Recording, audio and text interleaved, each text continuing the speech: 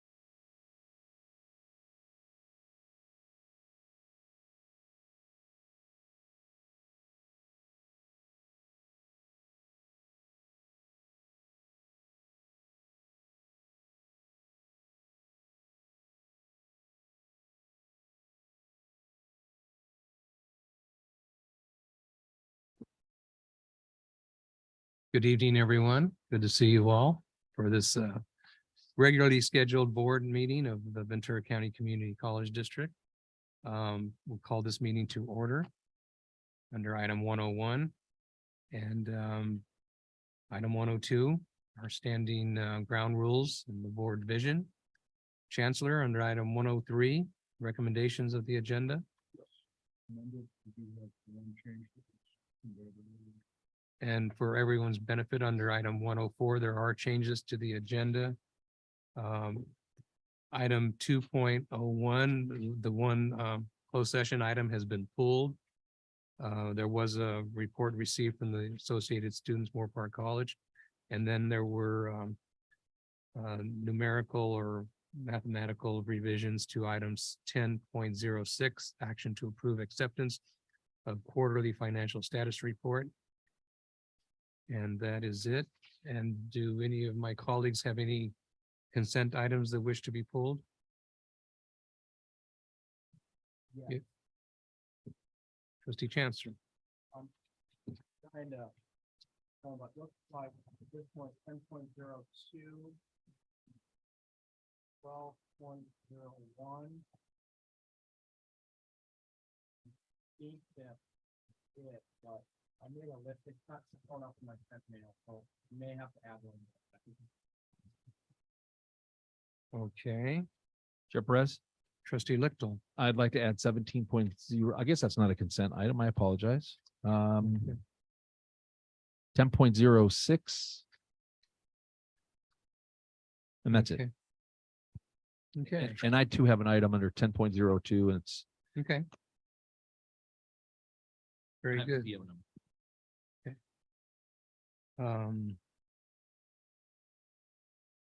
We have no public comments for closed session matters.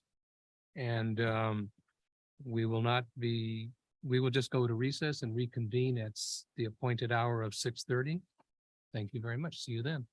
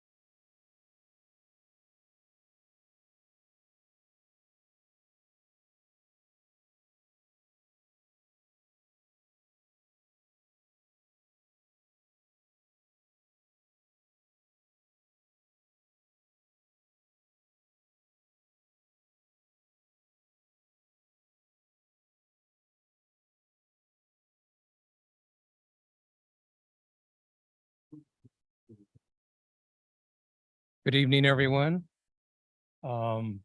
This regular meeting of the Board of Trustees is reconvened at 6:30, and if you'll notice, there's no report out of closed session because the one item that we did have previously was pulled from the agenda.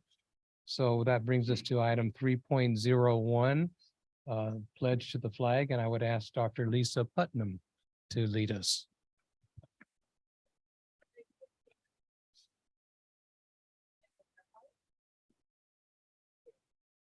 I pledge allegiance to the flag of the United States of America and to the republic for which it stands, one nation under God, indivisible, with liberty and justice for all.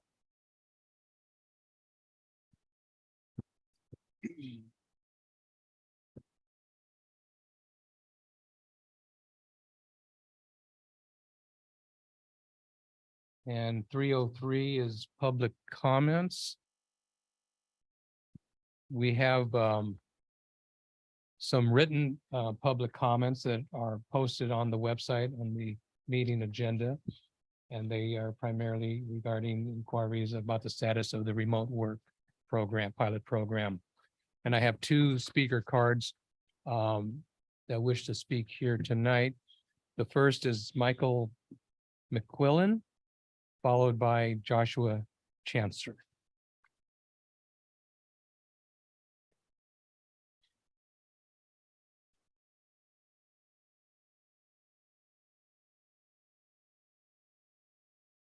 Is it, excuse me, sir, is the microphone on?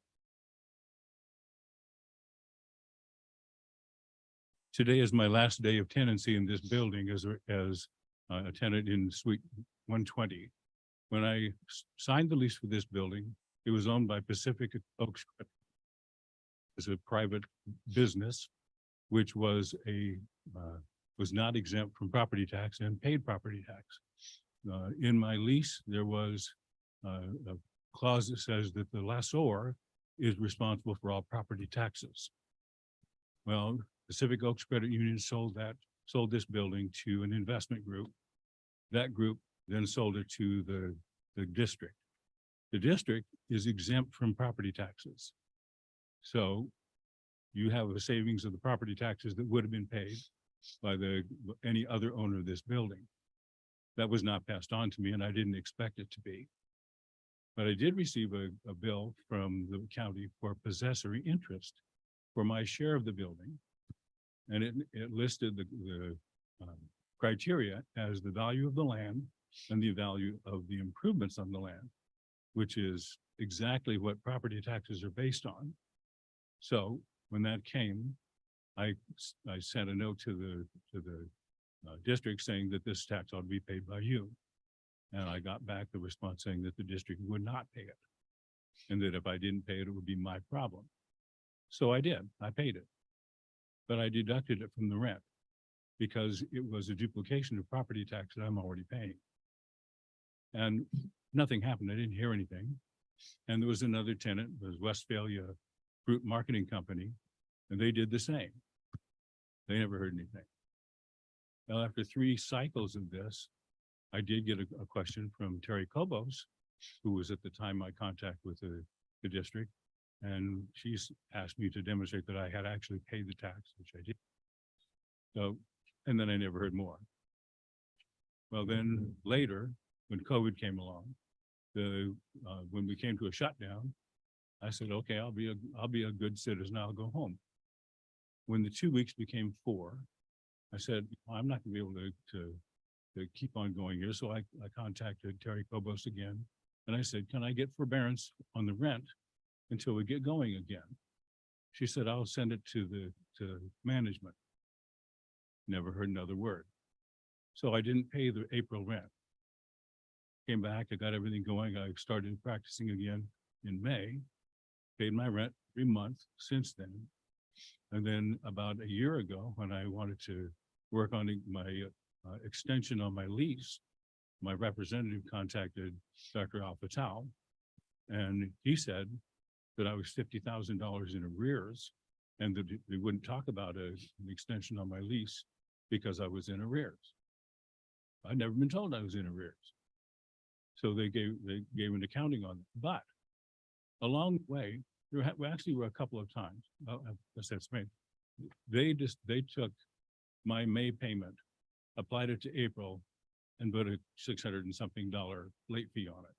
They took my next payment, applied it to the previous month, and so on, $50,000 worth. Sir, your 3 minutes are up. If you want to just very quickly wrap up. Well, I believe I've been treated unfairly. I'm asking the district to my tax payments as rent because there should have been, and and to accept that my late payment was acceptable because I wasn't told that there was any late fee being charged, and I wasn't told that the forbearance wasn't going to be given. Okay, thank you for being here, making your comments. And as I think you've been informed, it's not an agendized item, so the board will not be able to discuss that. Yeah. Thank I you. want you to think about it. Yes, sir. Thank you. Joshua. Good evening. A little different over here. I'm actually speaking as a member of the community. It's in regards to, I believe it's item 18.03. One of our September meetings, we had a budget study, and within that meeting, it was brought to our attention. What's that? Oh, It was brought to timer our- needs to be on. Okay, it was brought to our attention within that budget study of Fund 113 that some general fund dollars traditionally or historically in this district have been transferred to categorical funds. And that was new to me. I couldn't find that data set or those numbers accessible within our adopted budget. I had a follow-up question to request how the amount of dollars in the past 2 fiscal years have been transferred from general fund to restricted. The root of my question for that, or the source, was we go to a lot of trainings within CCLC and different organizations. And one of the things they say is always spend your one-time dollars, categorical dollars first, or general fund dollars.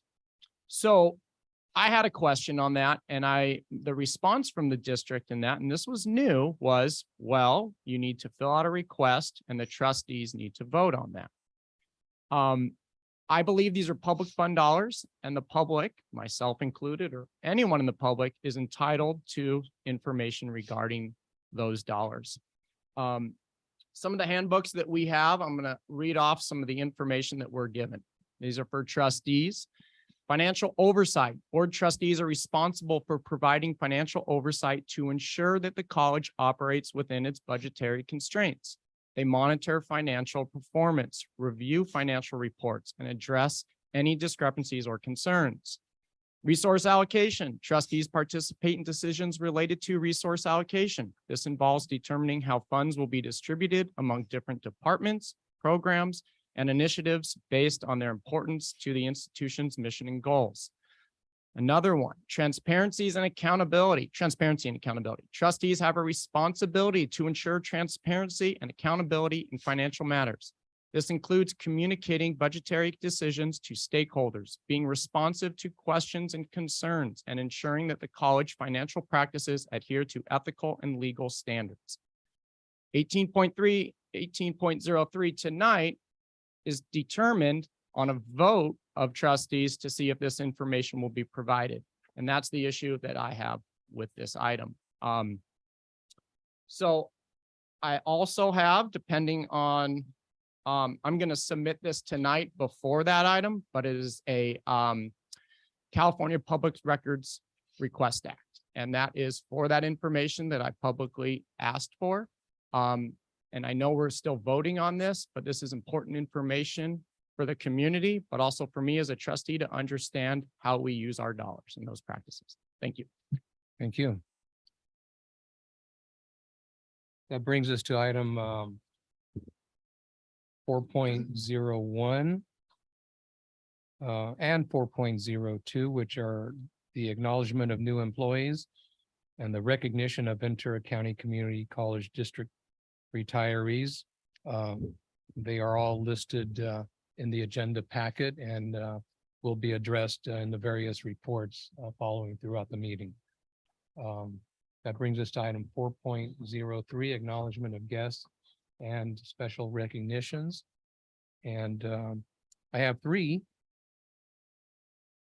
birthday greetings on behalf of the board to Vice Chancellor of Institutional Effectiveness, Dr. Cynthia Herrera, November 3rd. We're a little late, but there you go. And she's already been put to work, but today is the birthday of Executive Director of Operations, Dr. Lisa Putnam. And we all just heard from this individual, Trustee Joshua Chancellor, will celebrate his birthday November 24th. Yeah. So there you go. I didn't see any birthday cakes back there though, but cornbread, okay. That brings us to 5.01, classified Senate presidents consultation. Who wants to lead off? I'll give you the choice to select. Everybody's looking at each other. All right, Alex. Thank you. Good evening. I have no items for consultation at this time. Thank you. Okay. Good evening. A few items for consultation. 4.01, acknowledging our new employees at Moore Park College. Actually, this one is a promotion, so congratulations to Crystal Salas for her promotion to Tutorial Services Specialist 2. A welcome to Jennifer Borden, Zoo Operations Assistant, and a welcome back to Michael Trainer, Program Coordinator 2 at Moore Park College. 4.02, a congratulations on their pending retirement to Christy Rossi, Administrative Assistant, Leanne Colvin, Administrative Assistant, and Scott Colvin, Maintenance and Operations Supervisor. And just for your support in approving items 12.02 through 12.05. These are positions for establishment and abolishment and establishing other positions in the consent calendar for human resources. Thank you. Thank you. Sergio? Good evening, board, student trustee, Chancellor McLennan, Sergio Arana, Oxnard College, classified Senate president. Just item 4.01, welcoming our new employees. Evelyn Oros, placement project specialist, Lashandra Batiste, program coordinator for MESA, Marvelia Montes, college nurse, and Raimundo Navarro, custodian. And April. Good evening, Board of Trustees, Student Trustee, and Chancellor McLennan. I'd like to start off with 4.01, acknowledging new employees. I'd like to welcome Alma Garcia, Child Development Assistant, Ventura College, Maria Cristo, Basic Needs Specialist, Patrick Russell, Office Assistant, Susana Muto, she's actually promotion to Outreach Specialist, Vincent Leonos, Instructional Lab Technician. And then 4.02, I'd like to recognize Ventura College retirees, Eileen Crump, Administrative Assistant, and then Jerry Schicklock, Locksmith at Ventura College. Thank you. Thank you. Item 5.02, Academic Senate President's Consultation. Matthew, you drew the short straw. Good evening, trustees, student trustee, chancellor, colleagues, and guests. This is Matthew Morgan, Academic Senate President, Moore Park College. I'd like to welcome 4.01 new faculty. Cheyenne Diaz-Brown is our new counselor for DSPS coordinator full-time, and Jordan Kirkaturo is our new music part-time faculty member. And I'd also like to make a special thank you for all of the service from Jody Dickey and Marnie Melendez, two wonderful Academic Senate members who are now in administrative roles. Thank you. Good evening, Chancellor McLennan, trustees, student trustee Figueroa, and guests. 4.01, very happy to welcome the OC classified professionals who were hired or promoted in October, as noted by classified Senate President Arana. And 12.02, I'd just like to support the action to approve or ratify the hiring of new faculty at OC. So Mike Miller as a counselor, Denise Morones in communication studies, an Oxnard College alum. Nicholas Papas in drama and theater arts, Brenda Solis in English, and then a new part-time faculty member, Cherish Hodge, in emergency medical technologies. Thank you. Thank you. Alex? Good evening. Nothing from Ventura College. Okay. Brings us to Associated Student Government Reports. Student trustee. For Oxnard College, Kate Palacio. Good evening, everyone.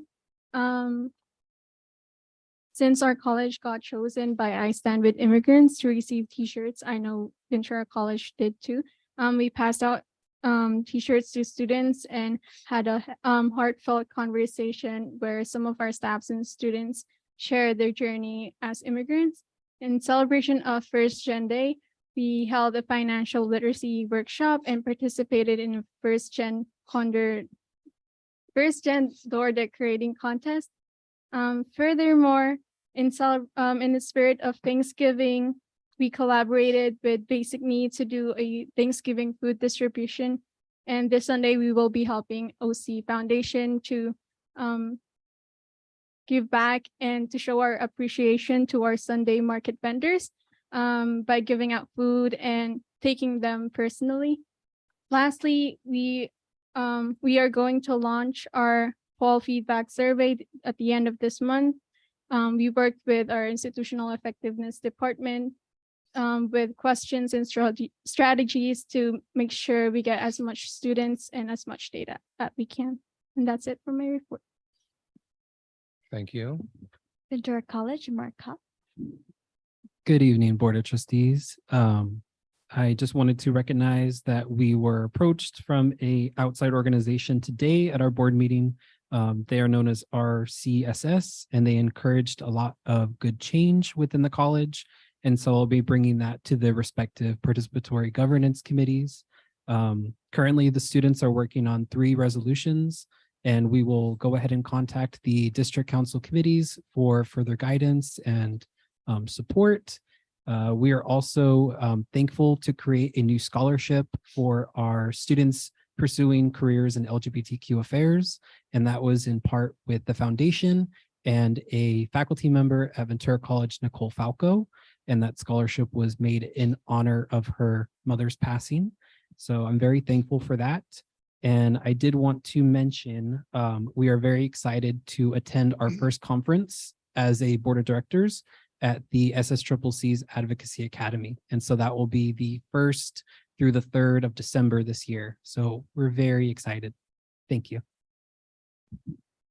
And I believe Moorpark College is online.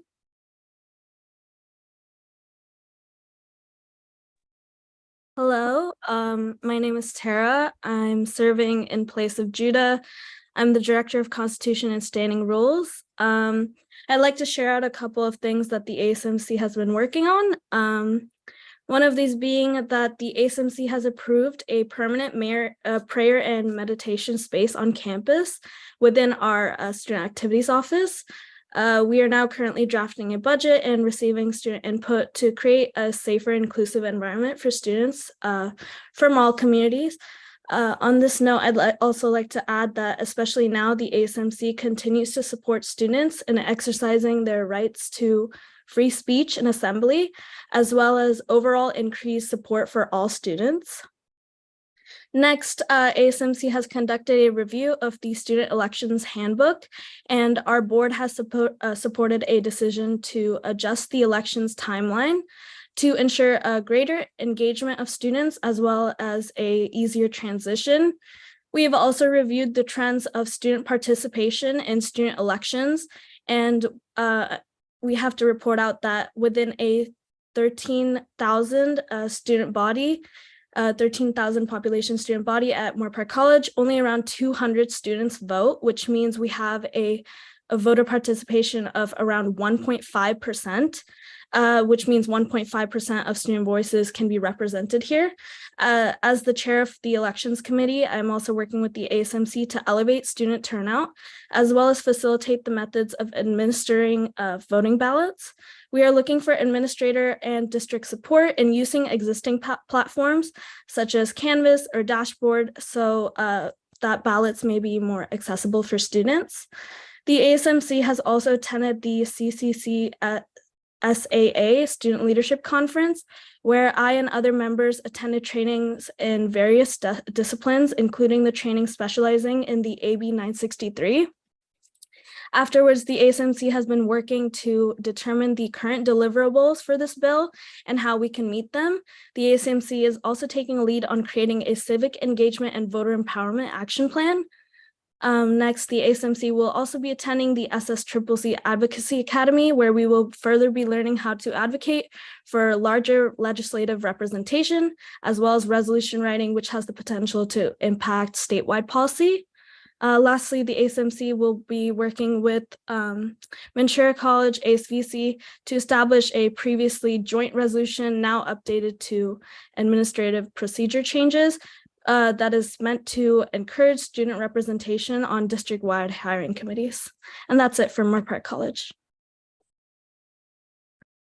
Thank you. That brings us then to 6.02, our student trustee report. Committees. So last Thursday, the Student Trustee Advisory Council met, and we had the pleasure of having Dr. Herrera come and present to us on the past survey report, and it was really good for us. We had a lot of questions, and they were able to Dr. Herrera was able to answer us, and she stayed additionally for the board agenda item, and we talked a little bit about the board goals. So that was good. And I'll also be attending the Advocacy Academy that SSCCC is hosting with the sister student bodies of all of the colleges. And that's it for my report. Thank you. 6.03, AFT report. Are you given the report, Paula Munoz? All right. Okay. Okay. 604, SEIU report. Good evening, members of the board and Chancellor McLennan. Maria Urenda on behalf of SEIU Local 99. We wanted to thank the Chancellor and his administration for the communication that was sent out today with the update on the remote work pilot. We have been waiting for a report and we thank him for that. We understand that the district remains committed to the pilot, including making necessary adjustments as needed as it progresses and additional employees are added to the pilot. We are eager to continue to receive these updates as it will be a valuable tool for the retention and attraction of a talented workforce. We also want to report out that we have successfully transitioned to the SIS medical plans, which will be in effect in January of 2024. We want to thank Burnham Benefits, HR and its benefits staff. They also incorporated American Fidelity. It was what we heard back from classified, very seamless process. It was a huge undertaking. And I just, again, want to thank everybody for, cooperating, for collaborating together. And again, hearing very positive messages back from our members. So I wanted to convey that today. We're also looking forward to entering into negotiations regarding wages and benefits, including our contractual Me Too in regards to the move to CISC. And again, once again, thank you for the opportunity to be able to report each and every board meeting. Thank you. Thank you. 605, classified Senate report.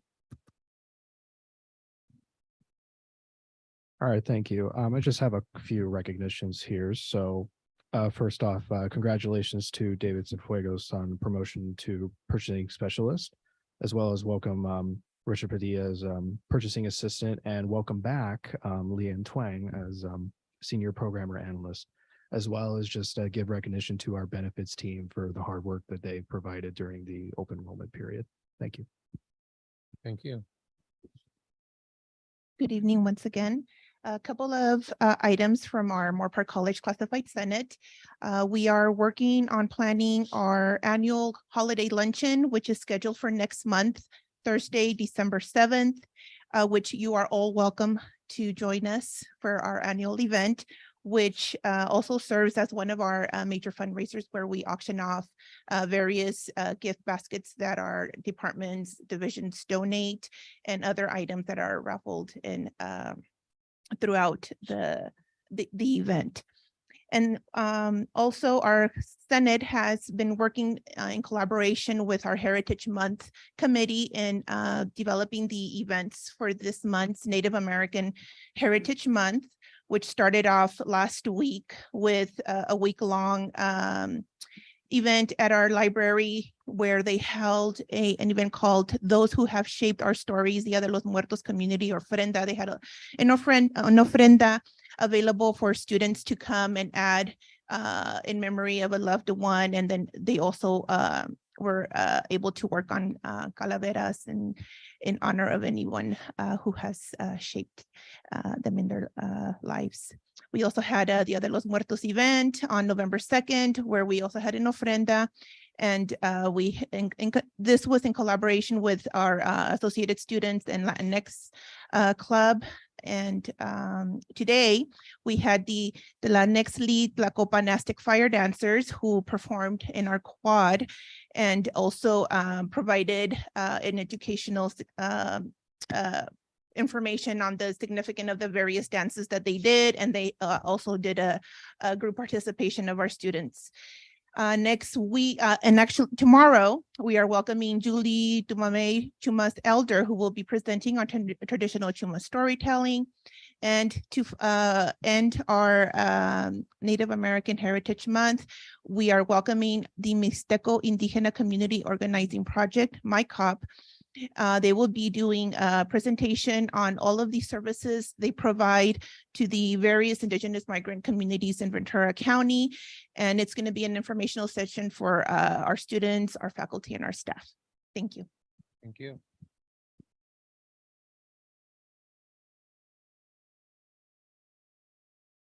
Good evening. So we closed out October with our Michael Myers delivering treats for our Boo Graham fundraiser. That was fun. Started November with 7 classified professionals attending this year's Colegas conference, alongside with other OC faculty and administrators. Our very own Amparo Medina, Dolores Ortiz, and Dr. Kobian shared a great presentation, highlighting our governance process and the classified 9+1, which drew a lot of attention from attendees at other colleges. We truly have something special going on here. Along those lines, today Classified had our November Senate meeting, where we heard presentations from those who requested classified staff as part of our resource request process. We should be finishing our ranking by the end of this week. Thank you. Thank you. Okay, so Ventura College, as we ended October, we ended with a holiday decoration contest where we had our executive team judge all of the great efforts our classified employees and division offices put. There's a lot of great areas on campus. We have pictures, so probably Kim will send you a few of those pictures. Today, we had a group of classified staff, students support our gratitude lunch, which is on in celebration of Thanksgiving. Tomorrow, the Classified Senate, we are hosting our Lunch and Learn, where we highlight our CalWorks program on campus. And we're also joining forces with all classified professionals to also include a Friendsgiving lunch at the same time. Classified Senate had our first meeting yesterday to do our classified ranking positions. We have 56 positions that were submitted to program review, and we gave other classified employees who submitted those reports opportunity to actually highlight the needs of those positions. We are hoping to finish all the rankings by December 1st.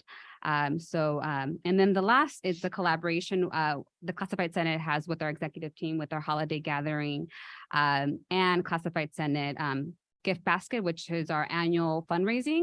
And that the fundraisings are going to our Classified Senate scholarship that we try to award every year. And so that will be December 7th, the same day as Moore Park. So if you guys want to also join on that, so we look forward to inviting all of you. So thank you. Thank you. 606 Academic Senate reports.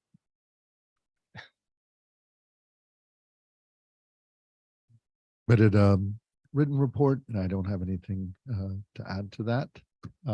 We do have a meeting this week, so I'll be submitting a report. We have our State Academic Senate plenary that we're heading to, so I'll also include some items from that as well. Appreciate that. Thank you. Good evening from Oxnard College. We've been busy with a lot of reviewing of the hiring and recruitment APs still in the works with the 3 academic senates. We're also in the process of completing our faculty resource request ranking. We heard presentations from each request submitter yesterday, and the final tallies are coming in. OC is sending from the Academic Senate 2 faculty to the ASCCC Fall Plenary later this week. We had fun supporting the ASG Club Rush on Halloween by joining in on the tabling event, dressing up, handing out candy, and masquerading as a student club. And we had to just keep saying, we're just teachers, we're faculty. But it was really nice to have all of that interaction. They were drawn to our table, but we didn't have a club for them to join. We're happy to, and then that was followed up by the campus Halloween event, which was a dance party that was invaded by district HR as pandas. It was a wonderful time. And a lot of us stayed dancing, and I felt like it was truly an HSI at that point. So Academic Senate is happy to announce a faculty-led project to support Rainbow Cafe in collaboration with ASG on our campus.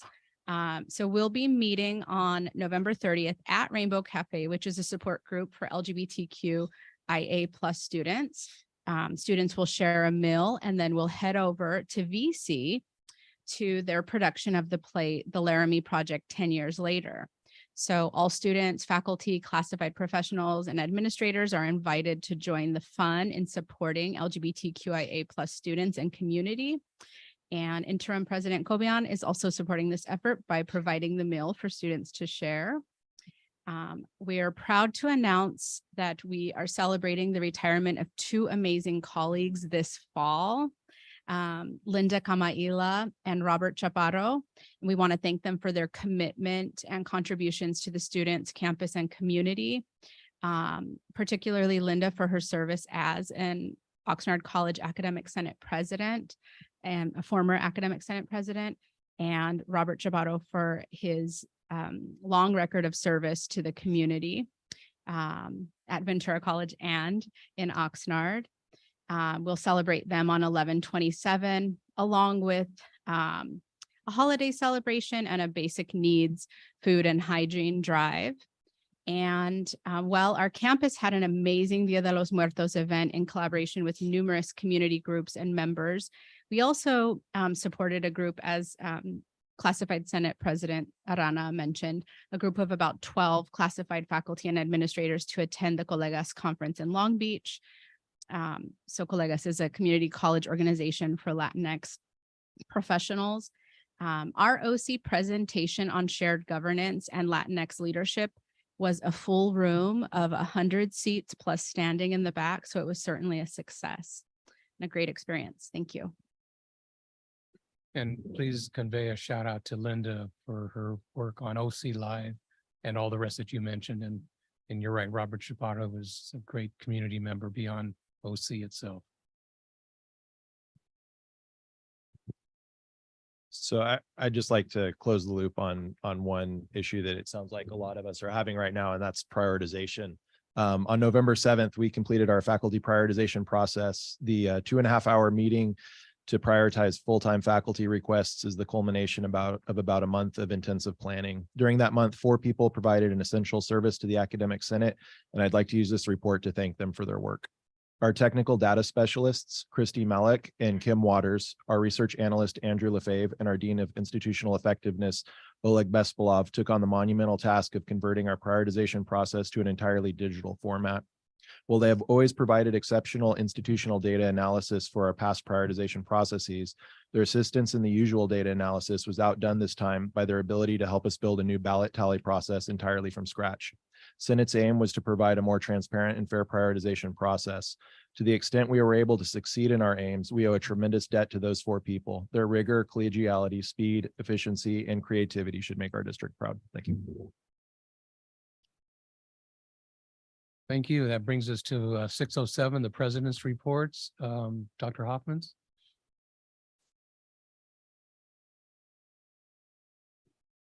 Oh, yay. Thank you. Good evening, everyone. I'm so glad to be here. There's a lot going on and most of it is in my report, but I'm going to highlight a few things. First, I wanted to highlight, we had a visit for Congressman Salud Cabajal, and I have to tell you, it was such a delightful visit. He is so connected with our students and our Veterans Center that he even did an impromptu interview with some of our students that had like a YouTube channel. So I was very impressed. I know he's going to be a huge supporter of Ventura College, and I look forward to collaborating with him more. So that happened. I did just want to give a shout out to the Halloween decorating contest that April referred to. It is so much fun every year. I love dressing up. And this year they really went, I really think they went all out. And so it was very enjoyable.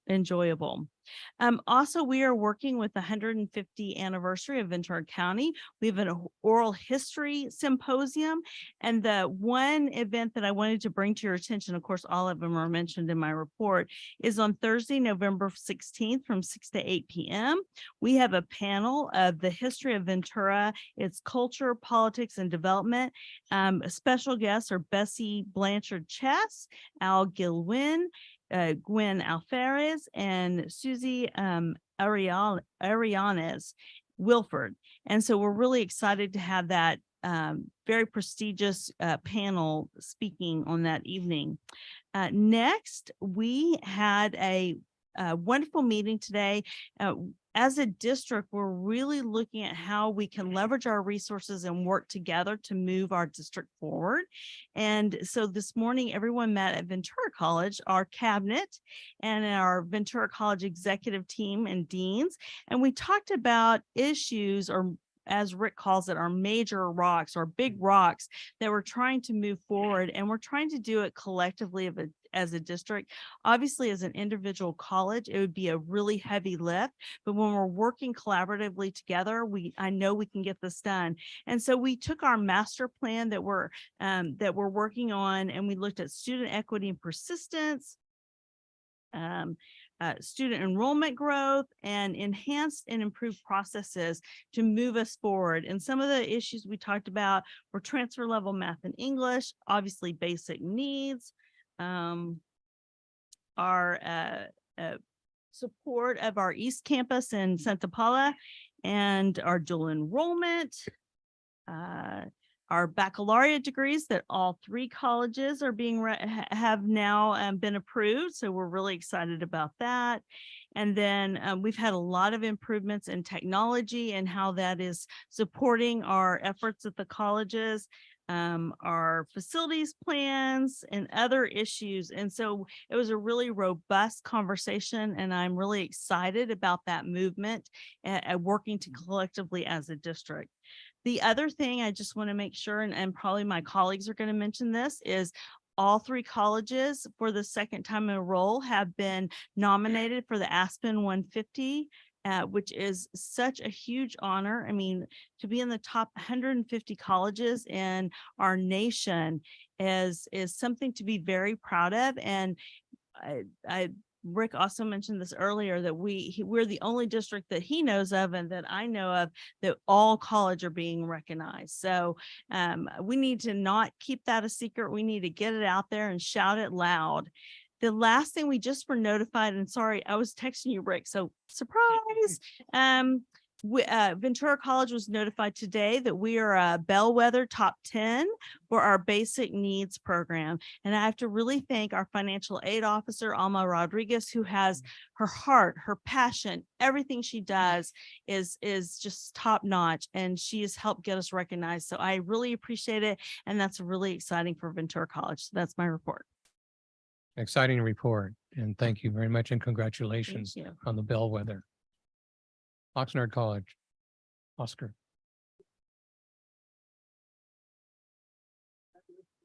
For that amazing honor. So, and I know financial aid does an amazing job.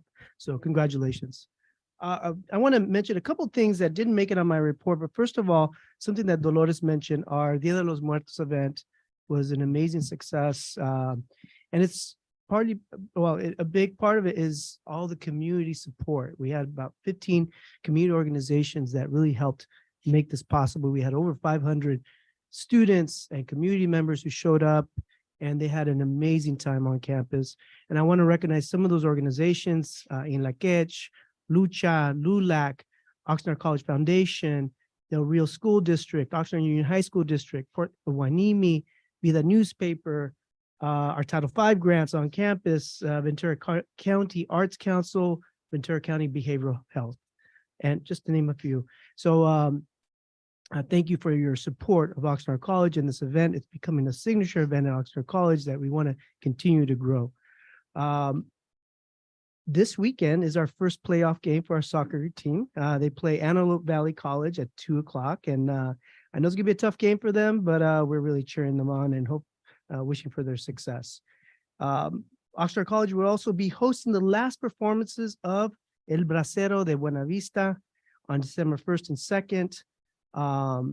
So I want to recognize Miguel Orozco for that amazing opportunity to bring this play that started Oxnard College and now it's coming back for a final performance. And I know it's going to sell out because I know it's sold out in Fillmore. And so it's a pleasure to have them on campus. This weekend on Sunday, we will be recognizing all our community vendors. So we have over 100 community vendors. So in the morning, we're going to meet with them, provide them with breakfast, a little recognition from our foundation for all their contributions to the community market. And so that we'll be doing that from 9 to 11 on Sunday. One thing that also didn't make it on my report was the Ventura County History Museum will be hosting an exhibit in Condor Hall at Oxnard College. And it's an exhibit called A Place Called Home. And it's pictures and artifacts that represent the history of our county, especially Oxnard and El Rio and Port Hueneme. So we want to recognize that contribution from the museum. It's part of their 150 years of the county celebrations. So we will be, they will start setting up next week, and we hope to have some events to bring the community on campus to check out this amazing exhibit. So thank you. Thank you. And I understand Julius Sokanu is online for Moore Park College. Is that correct?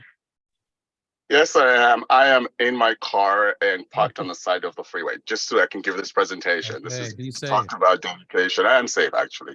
I hope you can see me, but first of all, I want to say a very big congratulations to Ventura College on the bellwether, a top 10. Excellent, excellent job.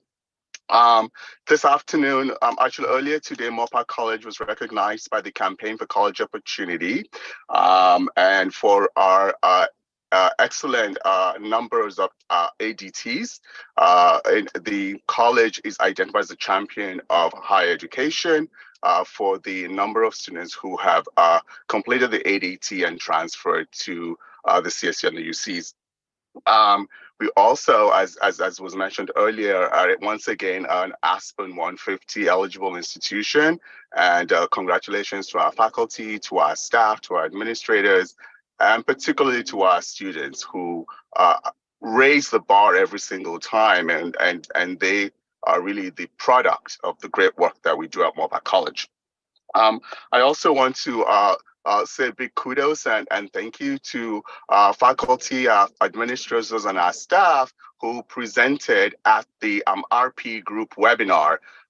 Dean Oleg Bispalov, our PIO, Jamie Whittington-Studer, our registrar, Dave Anter. At the time, she was chair of counseling, Jody Dickey, all presented, and they took this opportunity to share with the members of the RP group how Moorpark College, and actually all three colleges of the district, have stopped using the language of probation or academic probation because of its association with the criminal justice system, and they now use the language of academic notice. So they shared that with our colleagues across the system and talked about how that impacts student success, particularly the impact that that has had on the retention of our Latinx and our Hispanic students. So kudos to our team who presented at that particular conference. This has also been a month for our college to attend numerous conferences and present. We had a team at Colegas, we had a team at Haku, we had a team at CCCAOE. So kudos and thank you to those folks. I also want to extend a big thank you to the folks who helped put together our faculty prioritization. Dr. Morgan understates the intensity and the heavy lift that project is. And also a very big thank you to our Vice President of Academic Affairs, Dr. John Forbes, who partnered in that process. Moorpark College has the teaching zoo at Moorpark College will begin its Wild Night, Wild Lights event beginning on the 22nd of November. It's an opportunity to have a winter wonderland, a celebration of lights at the zoo. So please come one, come all. The zoo will be opened evenings and weekends for this particular excellent opportunity.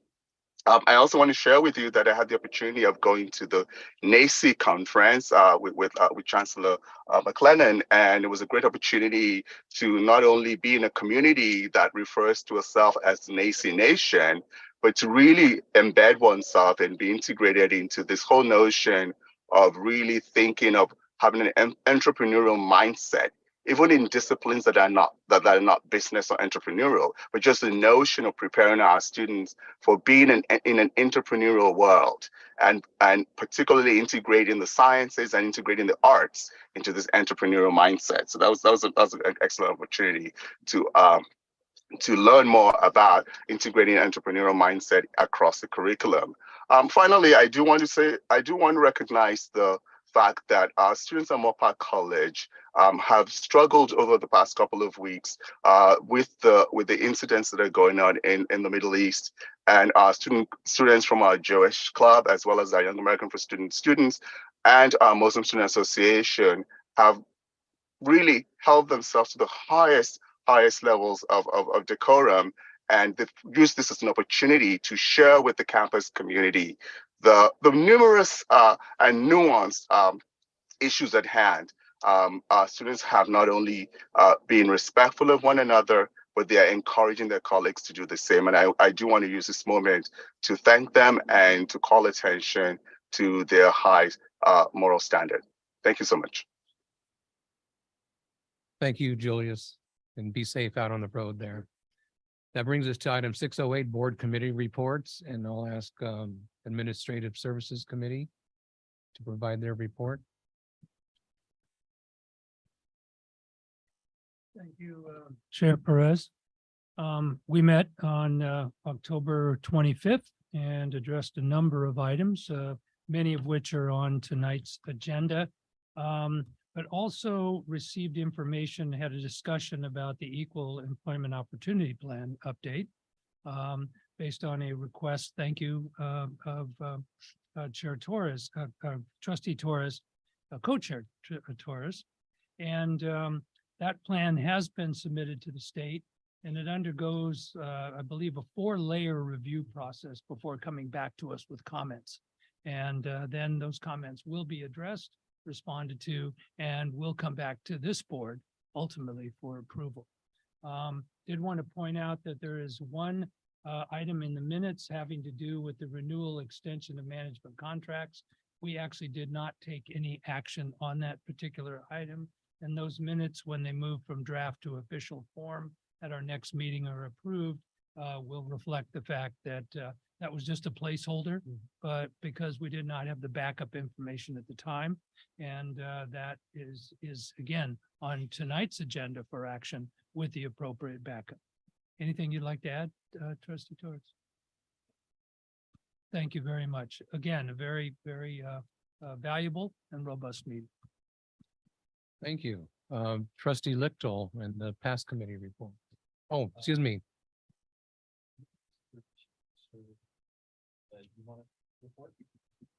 No, he was, no.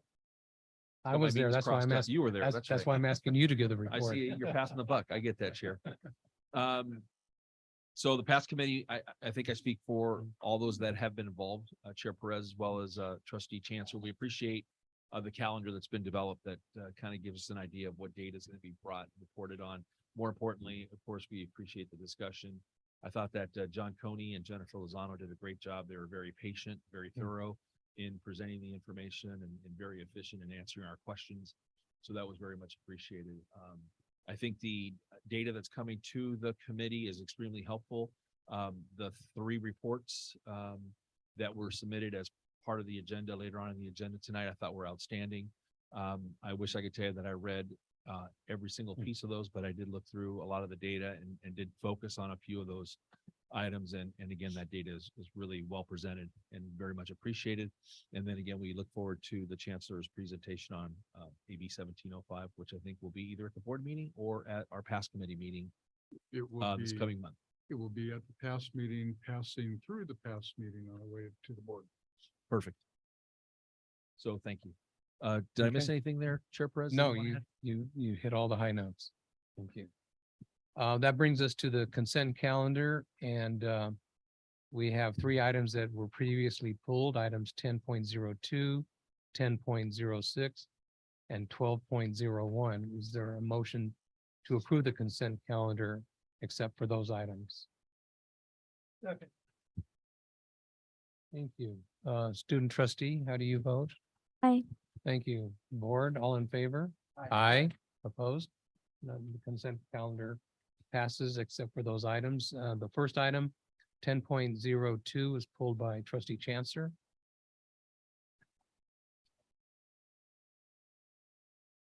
Oh, you snuck in there. I received a response, so I'm good on the items that I needed to pull. I'll take that as a motion. Is there a second? Second. Thank you.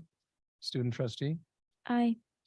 board, all in favor? Oh, well, I thought it was 10.02. I don't want to speak for trustee Lichtel, but he mentioned he also wanted to pull that. And I would agree with you. I got my answer as well. Okay. So thank you for that. And he had mentioned that Oh, at a time. all right, too. okay. Thank you, though. Board, all in favor? Aye. Opposed? None? Thank you. 10.02 carries. 10.06, that is trustee Lichtel. Yes, and as Mr. Chancellor said, I too received the response that I needed just prior to our closed session. So no need to pull this, and therefore I move that we approve 10.06 as presented. Hey, thank you. Is there a second? Second. Thank you, trustee Chancellor. Second, student trustee, Aye. board, all in favor? Aye. Thank you. Last item, 12.01. Trustee Chancellor. Okay, Response. I can make a motion to approve that. thank you. Is there a second? Second. Trustee Lichtel seconds.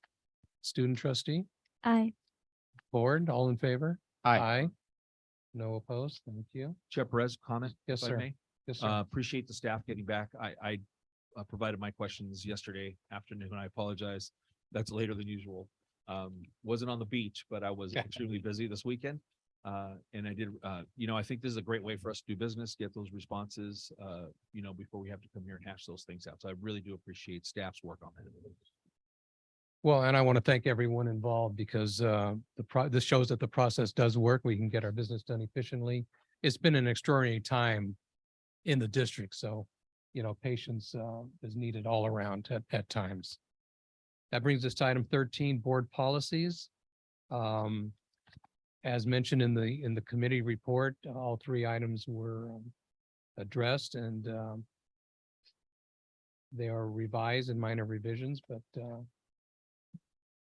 anybody want to take a stab at a motion? I'll make a motion to approve 13.01 as submitted with the opportunity to have discussion. And trustee Torres seconds. Trustee Lichtel. Yeah, and so I was part of the discussion at the past committee meeting related to this policy. Subsequent to that, I did a little bit of research because it was something that was just kind of sticking in my back of my mind as to, sounded familiar. The policy sounded familiar, but different than what we had presented. And again, this is not a recommendation that we change it as such, but certainly a thought that as we designate these spaces where the community can come in and either have some kind of a rally or what have you, a public place. I did see other community college district board policies and administrative regulations that included those specific areas in the administrative regulations. And I think that eliminates ambiguity and the potential for someone making an arbitrary decision. Each college might identify certain spaces that would be appropriate based on the criteria that's in the policy. I think it's very well delineated. And therefore, today, tomorrow, next year, 10 years from now, we have all agreed that these spaces at each of the campuses would be appropriate for public to come in and have a safe space to occupy and use.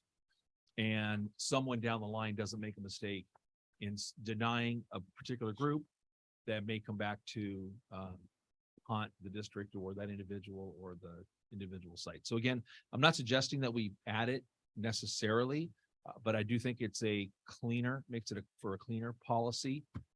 And again, at Moore Park College, there may be 3 locations that are appropriate, that are pre-identified and are part of either the board policy, but as Trustee Mantooth pointed out earlier today when he and I had the discussion before closed session, that it may be most appropriate under the administrative regulations. And at Oxnard, there would be whatever number of spaces, and same thing at Ventura College, but it would be delineated, and therefore there would be no cause for error. So that's my comment. Thank you. Chancellor, any quick response?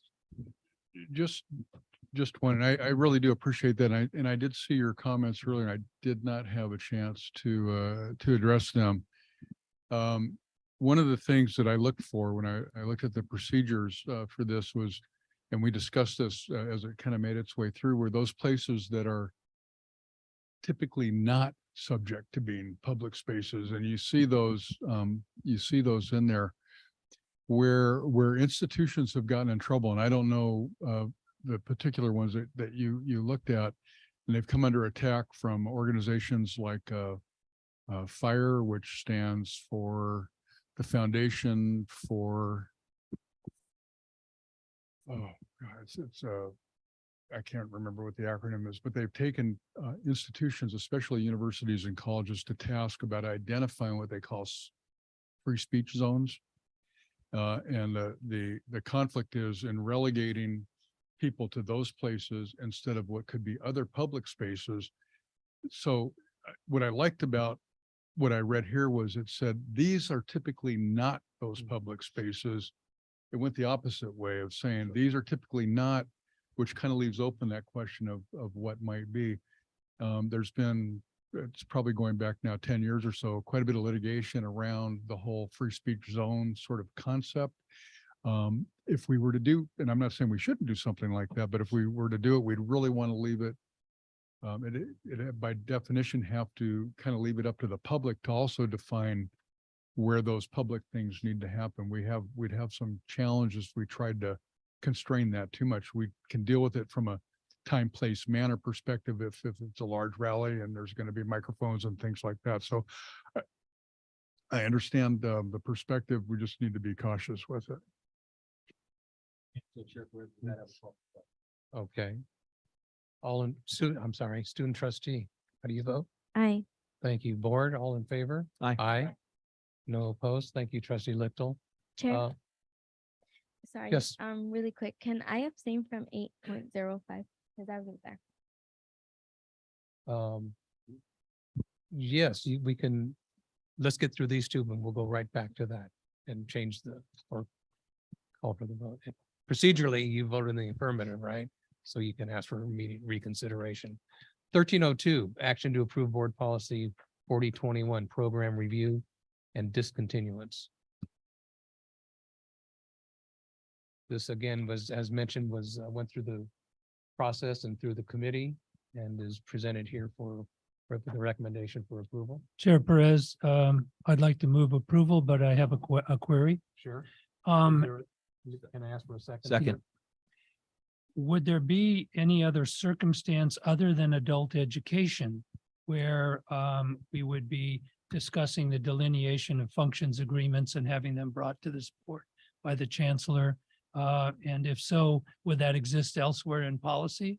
Are we leaving something out by specifically listing adult education here?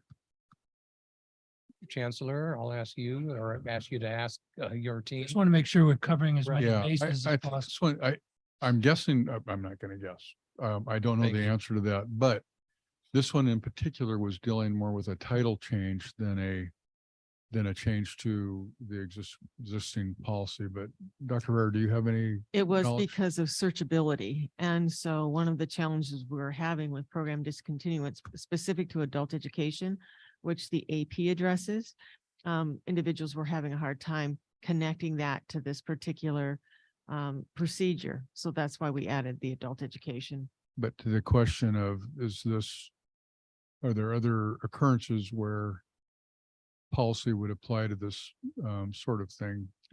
We do have a program discontinuance policy. I don't know. So we do have a separate policy. We have a program discontinuance policy. Okay, I think that would. okay. cover it. Thank you. Are you good with that? Yes. Okay. Student trustee, Aye. board, all in favor? Aye. Thank you. The last policy 1303, board policy 4060. Move to approve as submitted. Thank you. Second, and I actually believe my comment was about this policy. Oh, my. Yeah. I don't want to say. Yeah, Yeah, they both had the review and continuance in them, and Yeah. I apologize that's for okay. my own oversight. And none of us caught that, so, Well, I had to fess up. okay. So we have the same maker of the motion in a second, is that? Okay. Or for my benefit, who moves approval of this? I move the approval. Thank you. Okay. Second. Student trustee, Aye. board, all in favor? Aye. Opposed? Okay. We can move back to, that was 8:05. Yeah. Well, you technically move to reconsider, I move to reconsider on 8.05. 8:05. And I'll second. All in favor? Aye. And I'll make the motion to approve 8:05 with the, thank you. And we'll recall the vote. Student trustee, how do you vote? Abstain. Okay, board, all in favor? Aye. Aye. Okay, thank you. Okay. Takes us to action items, 1401, action to approve annual board goals and objectives for 2023-24. Move to approve as submitted. Thank you. Trustee Lichtel moves approval. Trustee Torres seconds. We've been addressing this for a while and recently it, geez, I can't remember when we've been pretty busy. Trustee Mantu, do you want to? I'd like to make a comment by way of a thank you both to you, Chair Perez, and to Trustee Lichtel for their additional work on crafting these policies and wordsmithing them in draft form before they came to us at a special meeting. And I'm especially pleased at the brevity of the number of goals. Sometimes you can have too many and reach too far. I also think they encompass a great deal under their respective umbrellas. And I'm really pleased that these particular goals as presented and proposed are very closely aligned with the chancellor's goals. So it really looks like up here, we're a good team of 7. Thank you. Any other comments? Trustee Chancellor. I wasn't able to attend the October 24th meeting. But I appreciate the goals and it's clear that a lot of work went into these goals. But I do have a couple comments and concerns, one of which is in District Goal 2. there's the main goal is increase equitable access and success for all students. And then when you go to district objective B, it's align district resources to address the educational services of the Santa Clara Valley. By no means am I taking a position on that, but I was surprised to see language for one particular group of students geographically, even though the goal is for all students, because we have pockets of students in other geographical locations that are not mentioned here. So it seems to prioritize one group over the other. I'm not taking a position of the issue, but this goal certainly seems like it does. District goal 3. I don't know if that would be the appropriate place. No, actually, it's not. It would still be in district goal 2. For me, there was no language that is a counter to our sustainability board resolution. So there's no language in regards to that as well. So I see some holes here. I know it's probably impossible to cover everything, but some general ideas and prioritization for this board. I didn't feel these goals captured it. Okay, thank you. Chair And Perez? Trustee Lichtel. Yeah, I want to make some comments regarding the October 24th special board meeting. I thought was really effective and great collaboration between, I think there was 3 of us here today. I'm not sure if I think you were online or were you were here. And so I thought that was a real positive. I think as mentioned, the board's goals and the chancellor's goals being so tightly aligned, I think does benefit the district. And I think that cohesion is really important as we move forward with our work.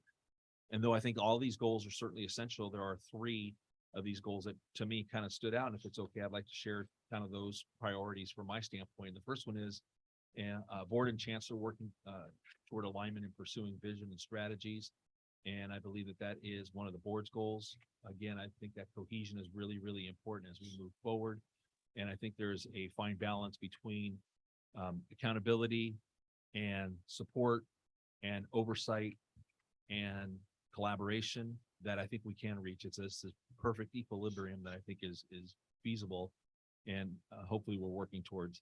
I do think the development and implementation of some kind of a plan to address the Santa Clara Valley issue, I think is really, really vital and important. I think it sounds like or it seems like there's a population of students out there that may be underserved, that need a facility that would benefit greatly from that. And then the development of strategic enrollment management process to work on increasing our enrollment, I think is another. I think all these goals are forward thinking, they're lofty, but they're attainable. It'll take a lot of work. And I guess as a board member representing Area 2, I'm prepared to take on the work and support staff in accomplishing those. Thank you. Anybody else? Trustee Torres.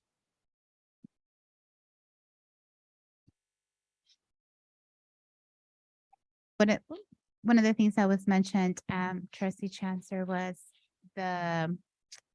with the bond coming and some of the areas that we wanted to focus and on regarding the Santa Clara Valley. It was the goal that was very broad, so it doesn't specify exactly what that's going to look like. It just simply makes a commitment that the board is going to look into that area and to really set some policy and direction, but there's no commitments of whether that looks a building. We have no idea. It was just simply a commitment that the board is making to say we recognize that over in the Fillmore, Santa Paula area, there's the need for services for education. What that looks like, we have no idea what that is going to be, but we recognize as a board that there's the need because we're hearing the community. It's been ongoing. And so it was more of an acknowledgement to also let the community know that we're listening, and we don't know what that will look like, but that there is the commitment in these next few years to really take a deeper dive. And one of those has been, we're going to have, next month, a major initiative just to listen, a study session, but it was a way to us say, we're listening, we're hearing you, we're seeing you, and we're making a commitment to see what that will look like. That's how I remember the conversation, and any of the board can kind of add if there's anything that I missed. And then it was sort of just, what are some of the things that were kind of lost, that were kind of just in general, because we still can define them. So it was, what is something we've been discussing how do we want to capture it? And we wanted to be intentional about the language, that it didn't make it sound like this is the way it's going to be, because the goals are, they have to be just in general, like the vision. So that's kind of what we had in mind. But if there's anything that you want to add, definitely your perspective is really important. And that's one of the things we did noted. I know based on our schedules, it was really difficult for a special board meeting that was mentioned to bring all board members. But at that moment, we did say that we wanted to come to this meeting, not approve or take action or say anything during that meeting, because we wanted to hear from you, your input, and come to this meeting and share just thoughts. And then if there's anything that to add, we can certainly do so, or have a conversation regarding the goals. So they're goals that all 5 of us with our student trustee as well here present, because she wasn't able to be here, I believe, at that meeting on the 24th either, that it's really inclusive, that everybody has the opportunity to share perspectives. So we can most certainly add anything that you feel is needed.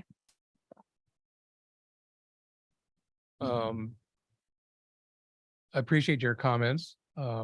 This has been well, first of all, Trustee Mantu, thank you for your compliments to myself and Trustee Lichtel, but I need to recognize Trustee Lichtel did a lot of the heavy lifting in transcribing our various comments at the meetings that we had, and helped put it together in I think, a fairly concise manner that captured the gist of our discussions and the goals as they were evolving. So, and we asked for input from all of you, each of you.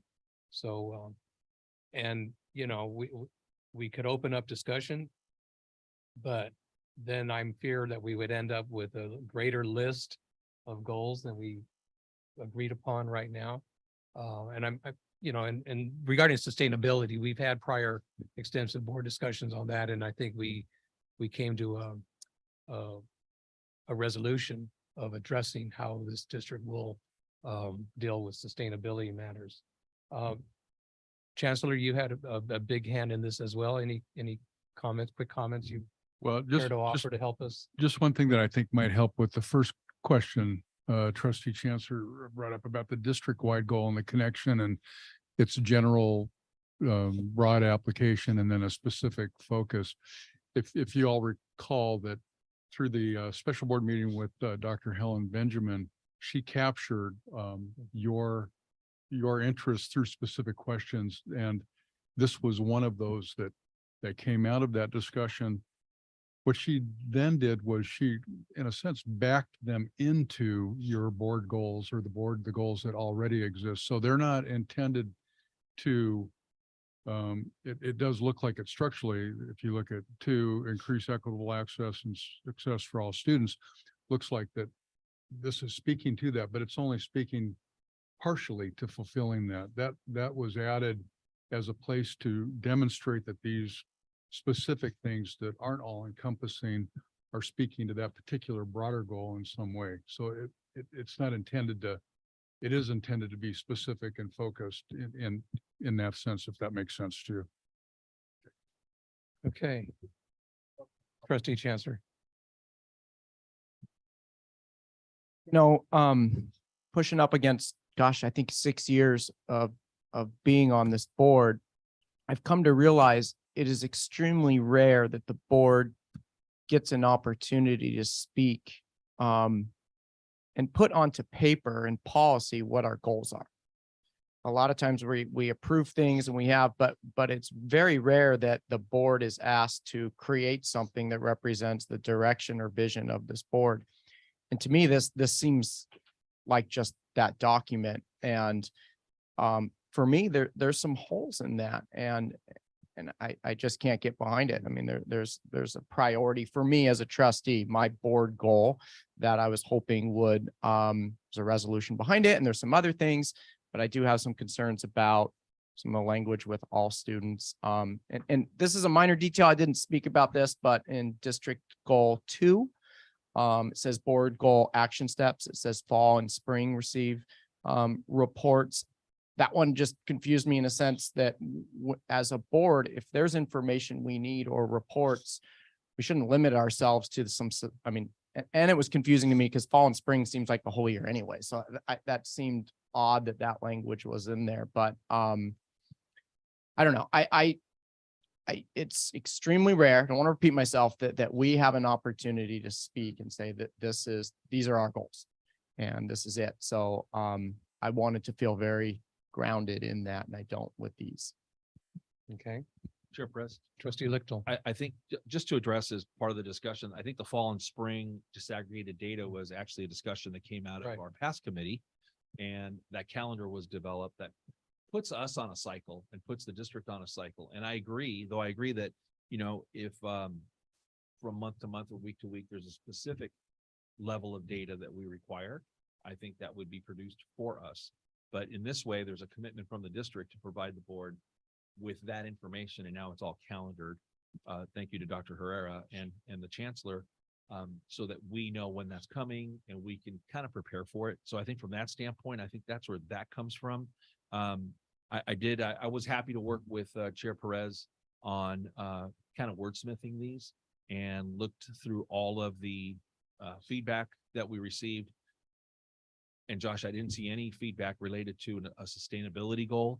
Otherwise, I assure you that that would have been, if not part of the discussion, certainly one of the items that would have been addressed here. I think in the 11th hour, after weeks of, maybe even months of discussion and collaboration, a special board meeting that required us, I think, a couple hours to kind of bring closure, and then some additional work. I think that as Chair Perez said, the district does have a plan for sustainability, and we've had those discussions. And if it didn't make it here this year, it's maybe something that could make it next year. I think that there are many items that are on our agenda. When you look at either board policies or programs, things that we're asked to approve, that I may not agree with 100% of what's in writing. There may be a 3 to 5 to 10% of the thing where I say, well, I wish I would have had the chance to wordsmith it my own way, and I'd feel better if it read exactly this. But from the standpoint of supporting not only the board, the chancellor, and the district, you know, in those cases, it's not significant enough to keep me from voting no. And so I'm urging a yes vote from you, because I think this is, as you said, one of the most important documents that I think we're going to put out as a board is our goals and how we intend to do business moving forward. Thank you for that, trustee Mantu. Just one additional comment, because I really couldn't agree more with trustee Chancellor's focus on all students. We in no way, shape, or form are abandoning any single student, no matter who he or she may be and where they come from and which campus they receive service from. But sometimes when you're dealing with goals that are finite, you deal with something that's front and center. The Santa Clara Valley issue is kind of front and center. It's something that we think is attainable, that we'll find some resolution to. And as trustee Lichtel said, this is 1 year. We can already begin the process of thinking about what these goals are going to look like next year. But because you're never done with them. Thank you. We have a motion on the floor, and with that, I'll ask student trustee, how do you vote? Aye. Thank you. Board, all in favor? Aye. Opposed? Okay. Where is it? Trustee Torres. No, trustee Lichtel made the motion. Trustee Torres seconded.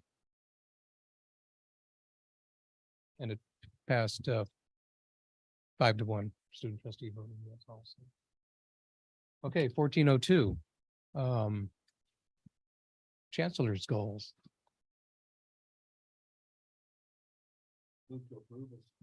Second. Thank you. Any discussion on this? Any questions? If not, student trustee, how do you vote? Aye. Thank you. Board, all in favor? Aye. Opposed? No. Thank you. Trustee Lichtel and student trustee seconded.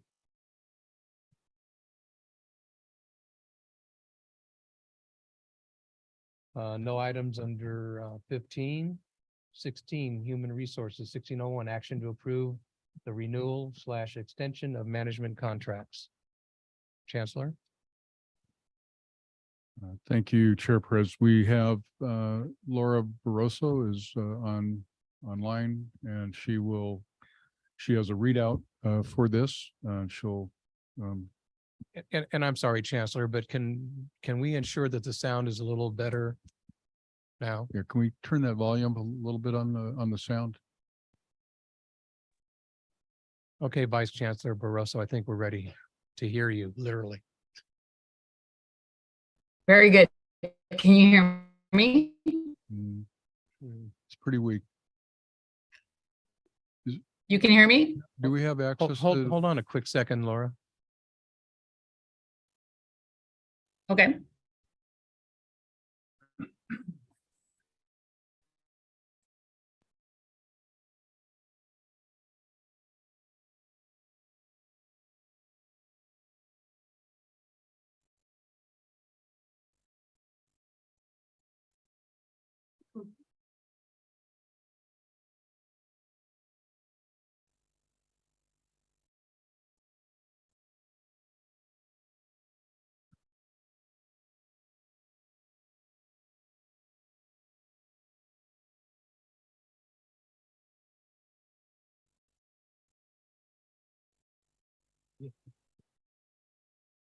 Stay close.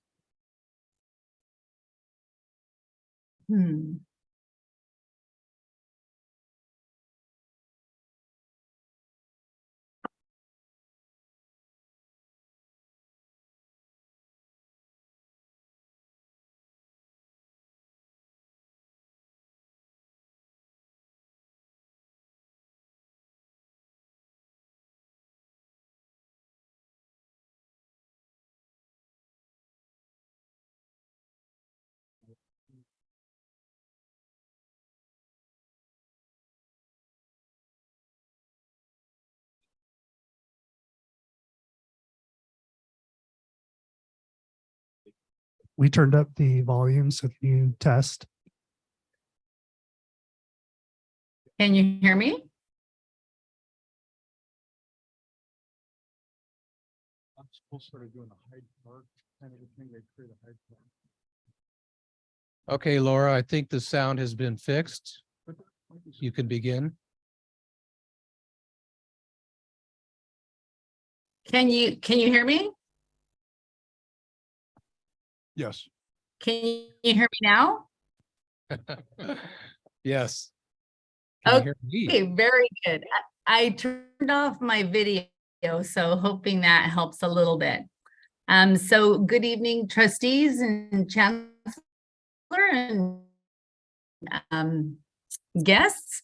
Item 1601 is an action item to approve the renewal and extension of contracts for the administrator.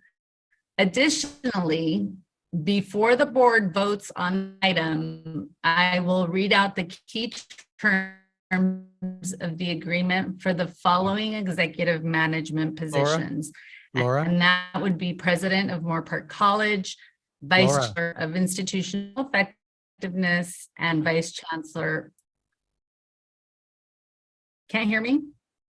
No, Laura, we're going to ask Vice Chancellor Herrera to handle this matter. Just the sound just isn't working. Sorry about that. And now you're frozen. No problem. Yeah, yeah. Yeah. Okay. so Thank I'm- you, Laura. I'm going to repeat what she said and then continue. Item 1601 is an action item to approve the renewal and extension of management contracts for the administrative positions noted in the board item.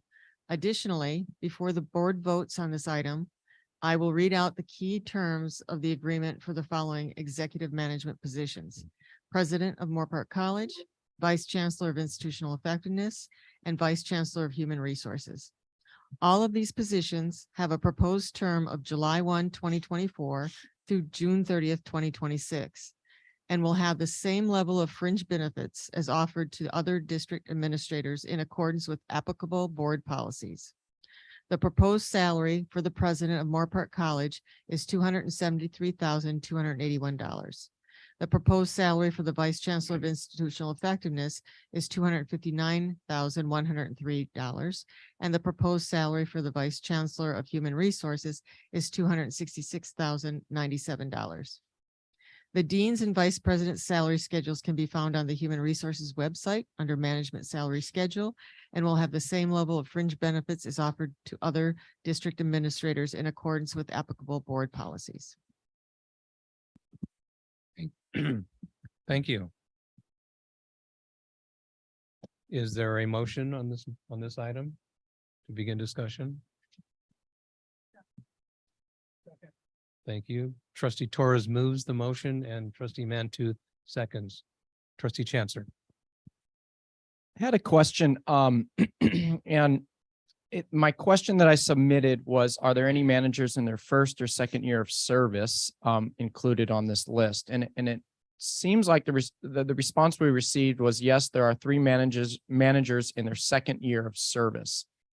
So I'm assuming that their second year of service would end June 30th, correct?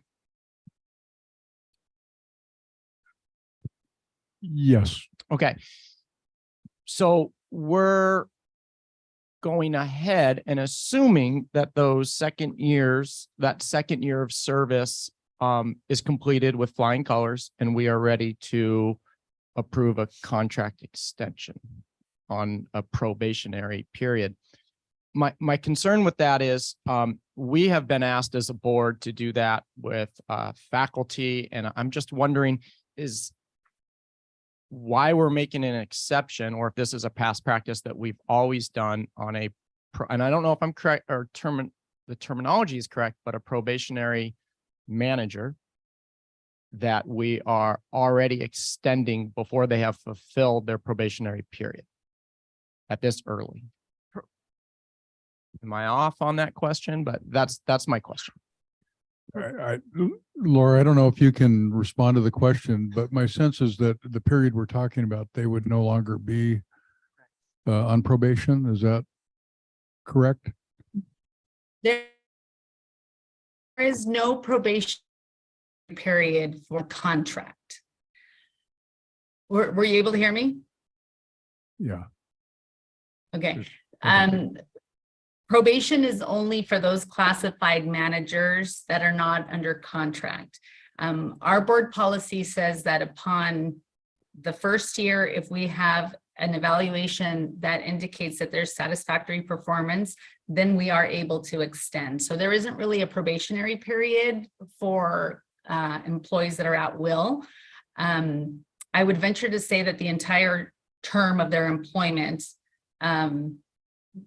would be looked at as a time where they can be relieved of their duties if something were to occur under the terms of that contract.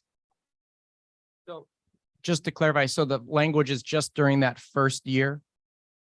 Our board policy says that when we hire somebody, they get less than a 2-year contract. And once we have had them for an entire year and we have evaluated them and they successfully complete their first year, according to performance, then we're able to continue to extend the contract as we have with previous administrators and as we've done in the past. Thank you. You're welcome. Okay, any other questions or comments? We have a motion, and student trustee, how do you vote? Thank you. Board, all in favor? Aye. Opposed? Okay, pass unanimously. 1602, action to approve board resolution 2023-17 layoff permanent classified employees. Of course. Is there a second? Second. Trustee Lichtel seconds, and trustee Mantooth, your question? Is, I understand the process here as it's laid out, and this is, money that's not guaranteed, and a program sunsets. Sometimes the positions go with them. My question would be, I am hopeful, and in fact, I take it for granted that these particular individuals that are being affected, we do endeavor to find other placement or opportunities for them in recognizing that they have given us good service during their tenure in these positions that are not always guaranteed as permanent. Can anyone speak to what we would be doing for these two individuals, assuming they're employees in good standing? The answer is yes. In terms of specifically for these, I don't have the information on that, but Laura, I'm guessing you do. Yes, so let me know if you have trouble hearing me. So we do have 2 employees that are going to be without employment once they receive their notice and the 60 days passes. We are going to be working with those employees to see what qualifications they have and to see if we have any open recruitments that we might be able to assist them with. So we don't stop working with them. We're going to continue to help them and see if we can find another source of employment here within the district for them to avoid leaving the district in its entirety. So we are working with them. Thank you.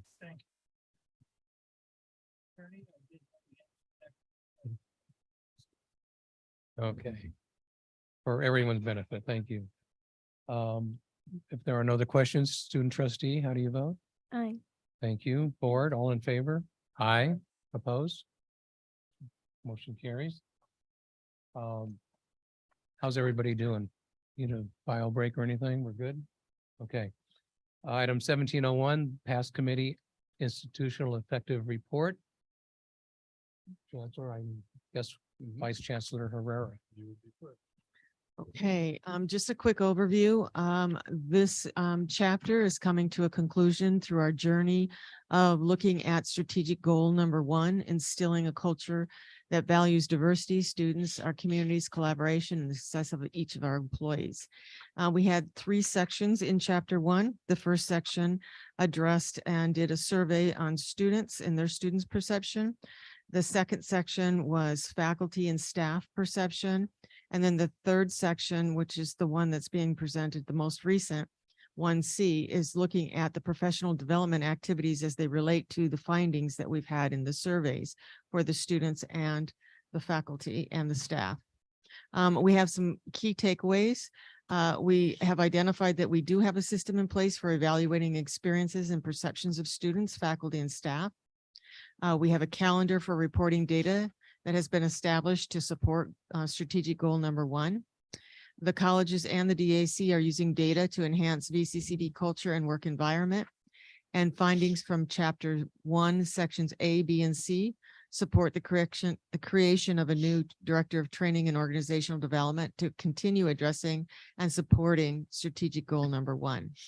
You'll see in the document that was attached, it's a summary of findings of all 3 of the sections in chapter 1. And we do have next steps at the very end of that. We're going to be targeting LGBTQ and support to continue to develop and expand mental health services targeted at transgender and gender nonconforming students at all the colleges. Monthly collaborations with community partners are to be maintained to offer comprehensive support. We're developing initiatives that promote cross-racial engagement, diversity, and inclusivity among all students, and culture-responsive curriculum and pedagogy. We're continuing to provide comprehensive basic needs support across all campuses, including food assistance, housing referrals, transportation support, and much, much more. We're expanding and promoting wellness initiatives to support faculty and staff well-being, addressing the challenges in onboarding processes across the colleges to make them more effective, ensuring new faculty and staff are adequately prepared for their roles. And the district-wide Director of Training and Organizational Development will serve as a crucial conduit between the survey results and the practical steps taken to enhance employee engagement and professional development across the district. Their expertise will prove instrumental in customizing training programs, workshops, and resources. Thank you. Well, thank you. And as one of the committee members that you and your team presented this report, I think you heard the committee loud and clear and provided a great summary of these reports. It was very helpful to me. And are there any questions or comments? Trustee Chancellor, did I see? No? I guess. Well, I always try to ask staff to try to anticipate board questions. It seems like you did a good job. I don't want to speak too soon, but is there a motion to receive? There's no action, it's just information. Well, I feel it deserves a motion to receive and file. But yes, there is consensus of acceptance of this report and the findings and looking forward to all these next steps. So thank you very much. Okay, item 1702, dual enrollment update, Chancellor. Thank you. I'm going to again turn it over to Dr. Herrera. We have a presentation for you on the subject, but I just want to set a little bit of a context. This is dual enrollment has been a topic of discussion. Dr. Hoffman's mentioned the joint district cabinet, my cabinet, and the college cabinet at Ventura College meeting today. It's actually the second time we did that. This work began a year ago with joint cabinet meetings at each of the colleges, and board is familiar with that. But the reason I mention it here, and I'll talk a little bit about it later in my report, is that out of those collaborative conversations across the district, themes began to emerge, and this whole idea of districtness and a collective energy and collaboration about some of the bigger problems that challenges, opportunities that we have in front of us came out of those conversations along the way. Dual enrollment was certainly at the top of the list, one of the areas. And as a result of that work last year, as we were looking at COVID relief block grant funds that came to the district, a decision was made to separate some of those funds specifically for some of the initiatives around those district-wide initiatives or challenges, opportunities, one of which was dual enrollment. One of the others was around IT, infrastructure and support, and another was in workforce development. And so what you're going to hear now is an update really that I'd say got launched in a big way yesterday, and I don't want to spoil the whole thing here. But we're actually starting to see progress now on how this work is getting organized, and I'll turn it over to Dr. Herrera.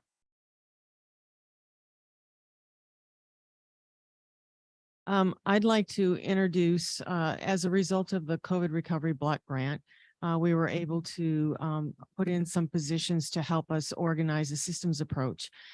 This approach, and I want to thank the three colleges and the district personnel, because it's because of our joint work together that we're able to move forward in such a grand way of building a system around dual enrollment. Melissa Johnson is the director that was hired 4 months ago and has done a lot of work in 4 months, working with the colleges and the high school districts. And tonight, what we'd like to present to you is the overall structure of the system that we're putting in place that will carry us through the next 2 to 3 years. So Melissa, there she is. Thank you, Melissa. Hi, good evening. I'm Melissa Johnson. Thank you so much for this opportunity. I think we have a PowerPoint we're going to go through quickly. I know it's late in the evening. You haven't been to So you got a couple hours.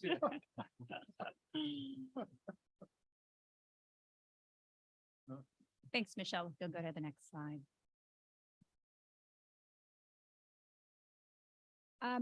This first slide is just to share with everyone that as Vice Chancellor Herrera said, I've only been on job 4 months, but we've been very busy.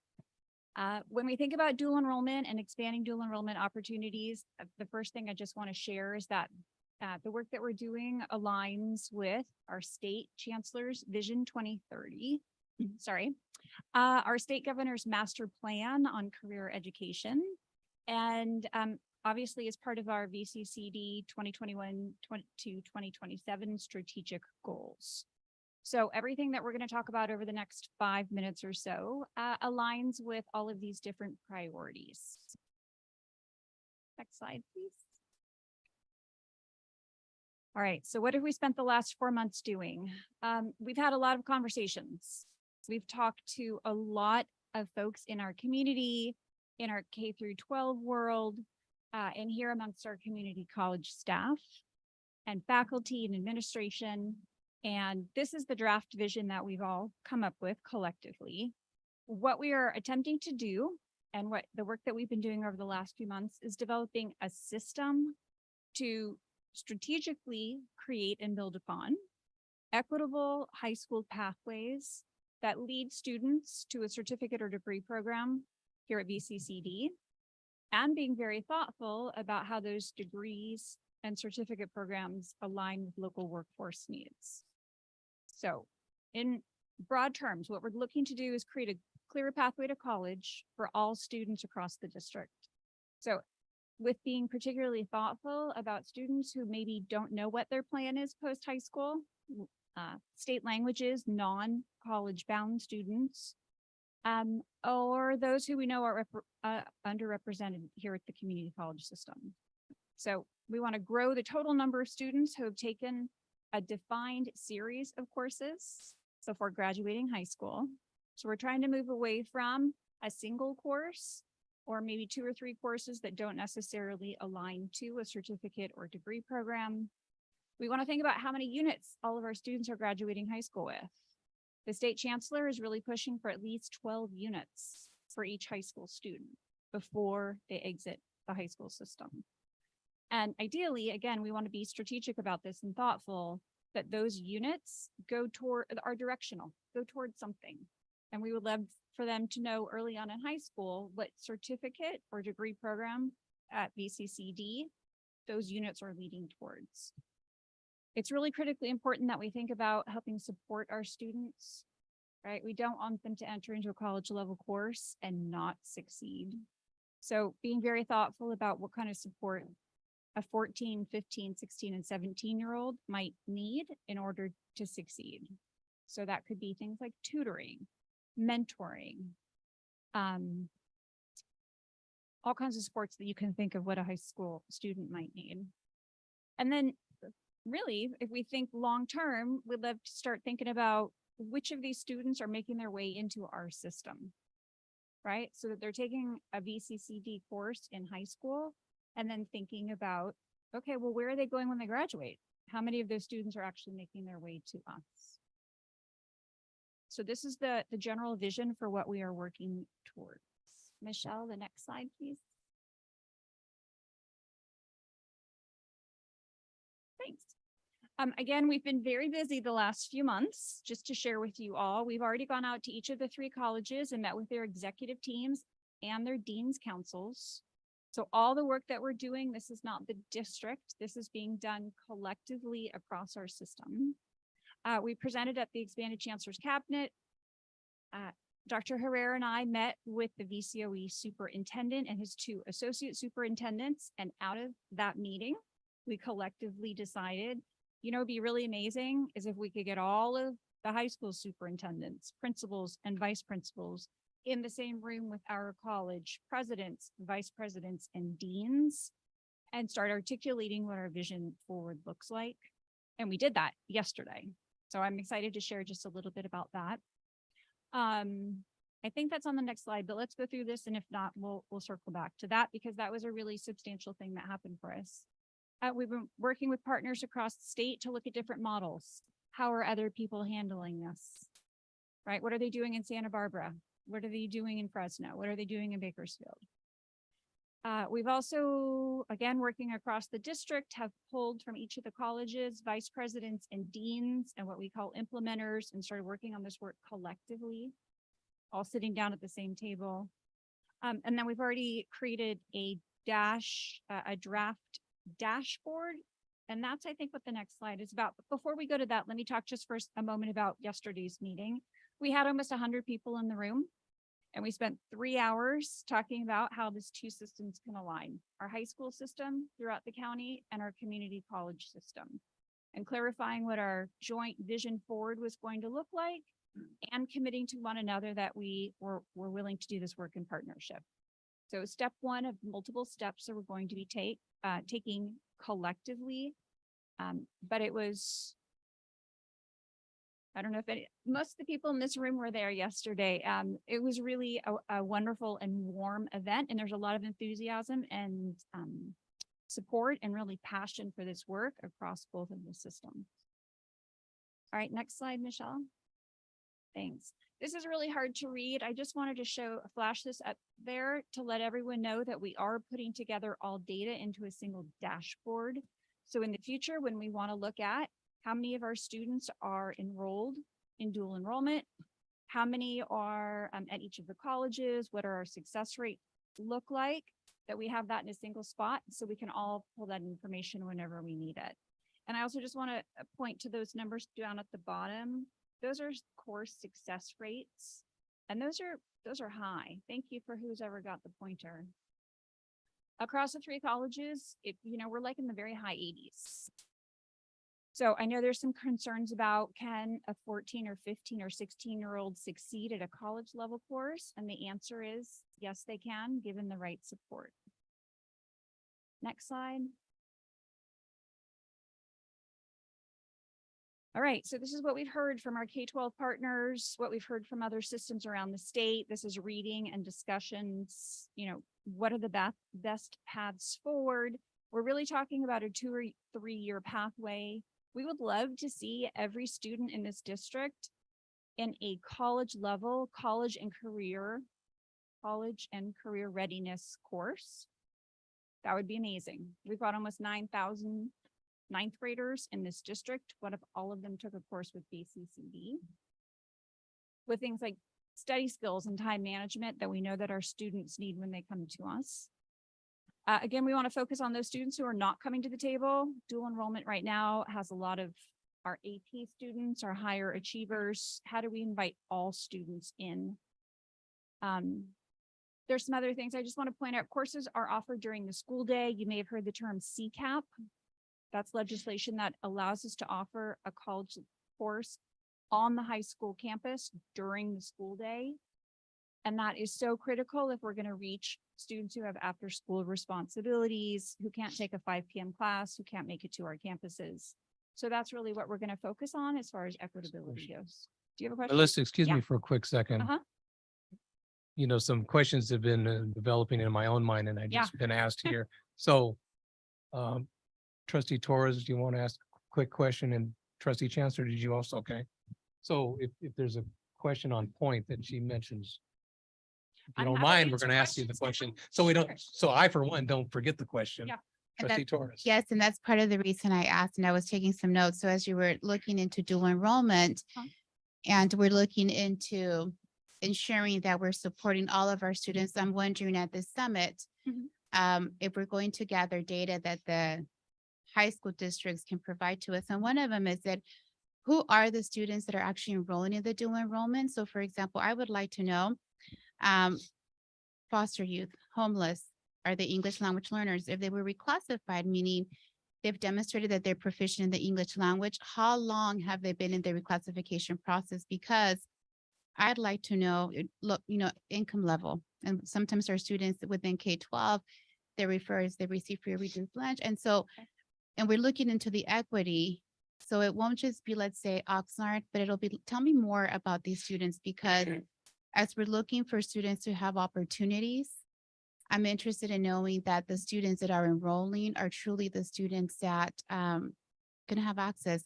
My other question is, in K-12, we see a lot of our students struggling with math and English. I mean, it's huge in terms of them having difficulties meeting English language standards. And so when I hear support systems, because one of the questions is, will all of our students have the opportunity to take those courses? So being at a middle school, many of my students end up taking courses that are not your English, they're not your math, they're not your Chicano studies or sociology. They take these courses to prepare them. And sometimes, and the first time it was online and it was really difficult. So we had about 50 students that said, I'm in it, and we brought their parents. And then they said, this was really difficult. It was online. I don't understand it. How do I communicate with my professors? And it wasn't the best experience. And so when we try to recruit more students from our school, it was very hard. It was really hard to get them motivated because we already had the first cohort that didn't have the best experience. And a lot of the times in our schools is word of mouth. And so for our school in particular, the experience wasn't the best one for our students. And it's been really hard to now shift it. So as I was listening is how do we ensure that all of our students are truly successful? And I only say that, and it's not related to this particular presentation. And I know next month we're going to talk about AB 1705, but as it is, we have difficulties with our students still here in college. And how are we going to build supports for our students that are coming in from high school for those that might be struggling? And so as we're looking into systems and supports, how are we prepared to give all students in high school? Since we're moving now and do enrollment, we need to be prepared to have the supports and needed to give every single student in Ventura County who's in K or in high school or middle school to high school access and opportunities to take our college courses, because otherwise we just made a bigger gap. We now just said, okay, those of you that are prepared, you now take college courses, so you're going to actually move ahead. And those of you that are already behind, we are further behind because we're not ready to give you those supports. So it's a huge challenge. And it's a good one, but I also want us to be prepared. I just wanted to mention, because I wanted to take the time. I've been quiet for the other ones and supporting, because then there will be times where we have to, ask questions. So you might not necessarily have a response, but I feel like this is just something to take back and say, wow, that's a good perspective. And as you're looking at data and we're looking at systems and you're having conversations with the superintendents, we're prepared too, right? So as we're meeting with them from the college, we're coming in also with knowledge and saying, we recognize you have this. Tell me more about what you're doing from your end to help prepare the students. So when we receive them, we're prepared to have those supports in place to support them. And it's just additional feedback as you're going to engage in conversations, because, us trustees are not able to be there, to be with that support, but something that you can take back if it helps. Thank you. Trustee Chancellor, you had a question? Okay. Let me ask a couple quick questions on this slide here. The first bullet point. 2 or 3 year pathways beginning with a college and career readiness course planned at least 1 year in advance. And somewhere in here, I think it was, or maybe a committee report where I read dual enrollment is reaching down to ninth graders, right? But if we're talking 1 year in advance, and this has been mentioned at prior board meetings too, where it's into foster enrollment, just generally reaching down to the middle school. So is that what this bullet point addresses also? Well, that's the question. And again, you don't need a response now, but again, these are questions from the board for staff to. We have the answers if you'd like them. Okay. I want to address Sure. Go Trustee ahead. Torres. Trustee Torres, yesterday, the conversation was very specific. Our intention is very clear to really attract students of unrepresented, lower income, foster youth, individuals that would not traditionally be prepared to go to college. That's the intention of this legislation, and that's the intention of our moving forward with the districts. When we're developing the cohorts, we're going to do it in unity. So it's not them selecting, we're going to do it together, and pathway approaches and cohort pathway approaches. So I think this is being approached in a very strategic, very thoughtful way. And what we got from yesterday's meeting is the commitment from them to be just as committed to that as we are. So that's a very wonderful thing. The answer to your question, we are reaching to all populations of students, and our intention, not right up front, but strategically plan for looking at in ninth grade, all ninth graders getting a college and career readiness course, 1 unit course, or something similar to that to introduce them. And Can I just add one thing to that? Sure. Because we've even had conversations with K-8 reaching down superintendents, to 8th grade. Right. to look at 8th grade for that college and career. So we are talking about going into the middle schools as well. And I know we're already doing that in some way with programs and services in the middle school. So Go ahead. thank you. Yep. So the second question is on the second bullet point. Dual enrollment has been on the board's mind for a while, as it is with all of you too. As I understand the legislation that brought this forward, it was the primary focus to get those students that you just identified in response to Trustee Torres's question. So I think going forward, you know, I, for one member of this board, always want to see that emphasis within any report. And I think, Melissa, you spoke to it about who the current students are primarily in this program, and you used the word invite, and I know you didn't mean it in a less than assertive manner, but and I'm glad to hear the reports of the summit, if you will, because the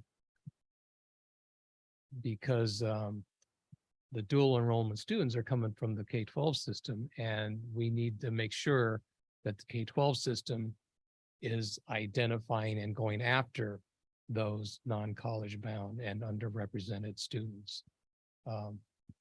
That's it. Thank you. You can proceed. Thank you. Oh, thank you for that. I'm sorry. I'll hold Trustee all my Lecter. questions for the I'm end, if sorry. that's okay. Yeah, sure. I just didn't want to lose my thoughts. So Sure. go ahead. I wanted to, that first bullet point to plan at least 1 year in advance. That was really just the note that building a really successful dual enrollment program takes a lot of work. Yeah. And it's not something, we can't have a conversation with the high school tomorrow and think that a few weeks from now, we're going to have this robust pipeline built. It really is about building team and partnership with our high schools. And that these are multi-year discussions. Yeah, there's a really. lot of steps that have to A lot happen. of steps We know that have that. to happen. Okay. Yep. Gold standard, these last 2 points, the reason they're in gold. Really, when we think about which courses are we offering, we want to make sure the gold standard is that a high school student, that every course counts. Their schedules are so compressed. There's so many requirements. So ideally that the courses are meeting their high school requirements. They're meeting requirements to get a certificate or degree with us. And ideally they're transferable to one of our 4 years so that we're not cutting any student off or opening opportunities to all students. And just this last point is when we think about career and technical education pathways and degrees, that even at the high school level, it would be amazing to offer work-based learning for our students where possible. Next slide. This is just to highlight, there are state funds out there available to do some of this work. That always comes up. Who's paying for this? How are we going to do this? We already have 2 high schools in the district that have applied for a college and career access pathway. That's what CCAP stands for, grant. They were awarded this year. It's a 4-year, $100,000 grant. It's open to all of our high schools within the district. I think a lot more are going to be applying in the future, and that helps support things like building pipelines, partnering with us, bringing in tutors, mentors, all the different supports that a student would need to be very successful. So there are some state funds out there. K-12 strong workforce funding can also be used to do this work. So that happens on the high school side, but in partnership with us. And then just to point out that if we do this across the district, it is building FTES for our system. Next slide, please. And I'm sorry, I think this slide is a little bit old. Again, we had the summit yesterday. We just talked about really we're working across our system to identify pilot high schools that we want to work with. And yesterday there were high schools there who raised their hand and said, we want to start. We maybe already have a wonderful partnership with you all, but we want to build the number of courses that we offer. We want to make sure that we're inviting in all of our students. I'm sorry to just use that word again, inviting. Anyway, so we really want to start with those that are most willing, excited, and that there's some energy there. Again, we're working as a district-wide team to start solving, just recognizing what some of these problems are, our opportunities are. And then really we would love to put pen to paper, which I believe one of you mentioned earlier, like what an opportunity to write everything down that we learn. We might not all be here in a few years. We want to make sure that the things that we see work and what information we've solicited, best practices that we've created, that they all get memorialized for both us and our K-12 partners to have access to in the future. That's all the slides we have. Be happy to answer more questions. Thank you. Sure. I know trustee Chancellor has a question followed by trustee Mitchell. Thank you for that. Thank you for the report. Super informative, and thank you Sure. for the work. I'm just wondering, I know part of it, and some of these questions are going to be based off my own experience with helping my son participate in dual enrollment. One of the frustrating parts or challenging parts were, three different systems: the state community college district, actually four, Ventura College, and then Ventura Unified, all talking. Do you think it's possible moving forward that a student, probably maybe a parent with that student, depending, can come into one of our three colleges and actually get processed and talk to a counselor, potentially even sign up for a course in one visit? Because what I found is when they come in, there's a lot of delay. And I'm just wondering if that is a roadblock that we see, or is that completely out of our hands because we're working with the state to get the 900 number and things of that.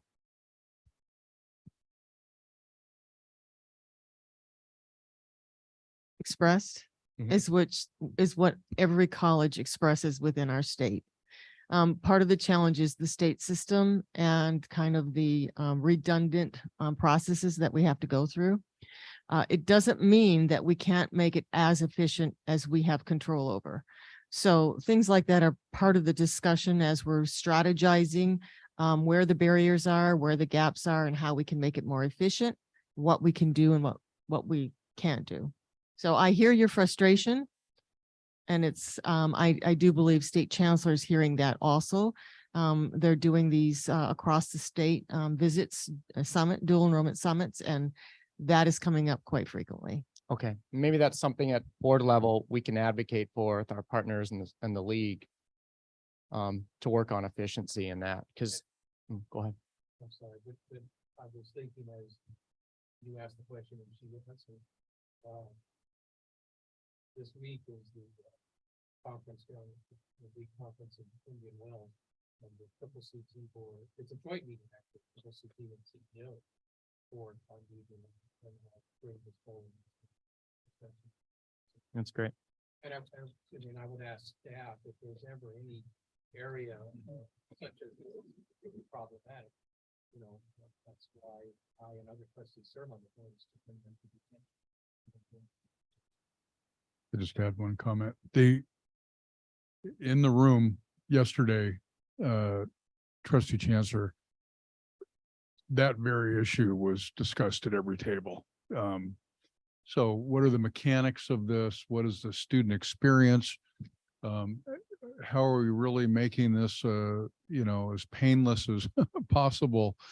How much can we put in the background that doesn't need to be, on the student's plate to deal with these things, or the family's plate? And so there's an interest for us to fix what we can fix, and what rises to a policy level or a statewide level, we can certainly identify those, and we'll take the help wherever we can get it, which includes all of you up here. That's good to hear. Thank you. On number 4, on the last slide, it said create dual enrollment best practice guidebook.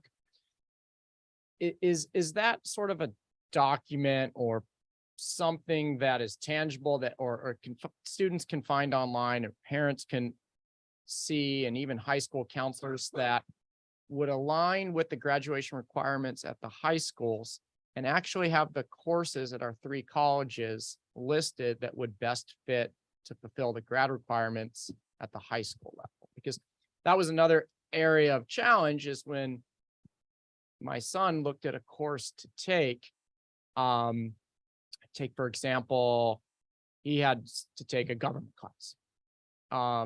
But there isn't just government listed at Ventura College. There's political science, and there's a wide array. And that's where the back and forth came between the staff at Ventura College and then staff at Ventura High School, trying to find it, but there wasn't a document available to look at and be like, well, this is the course you need to take. So it was really dependent on the human side of it, which is great that they're there and they're doing such a phenomenal job.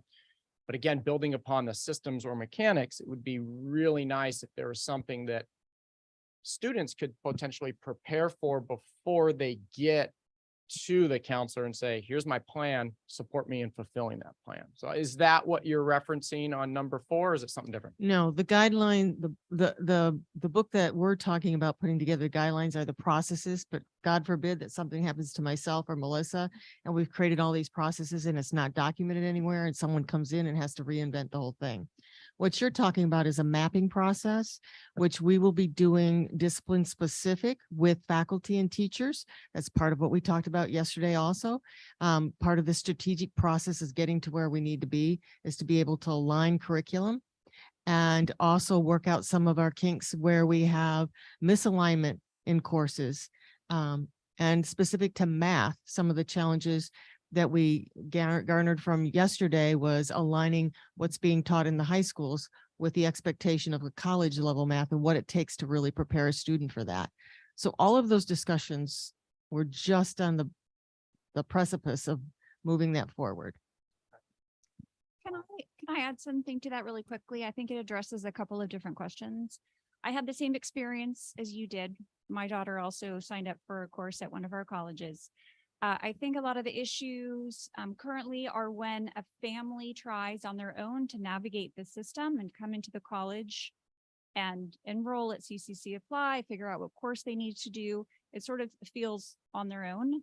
The model we're moving towards is this cohort model that within any high school, the counselors there, the teachers there, and the families, if we do our marketing correctly, will also know. And we've already worked through that mapping.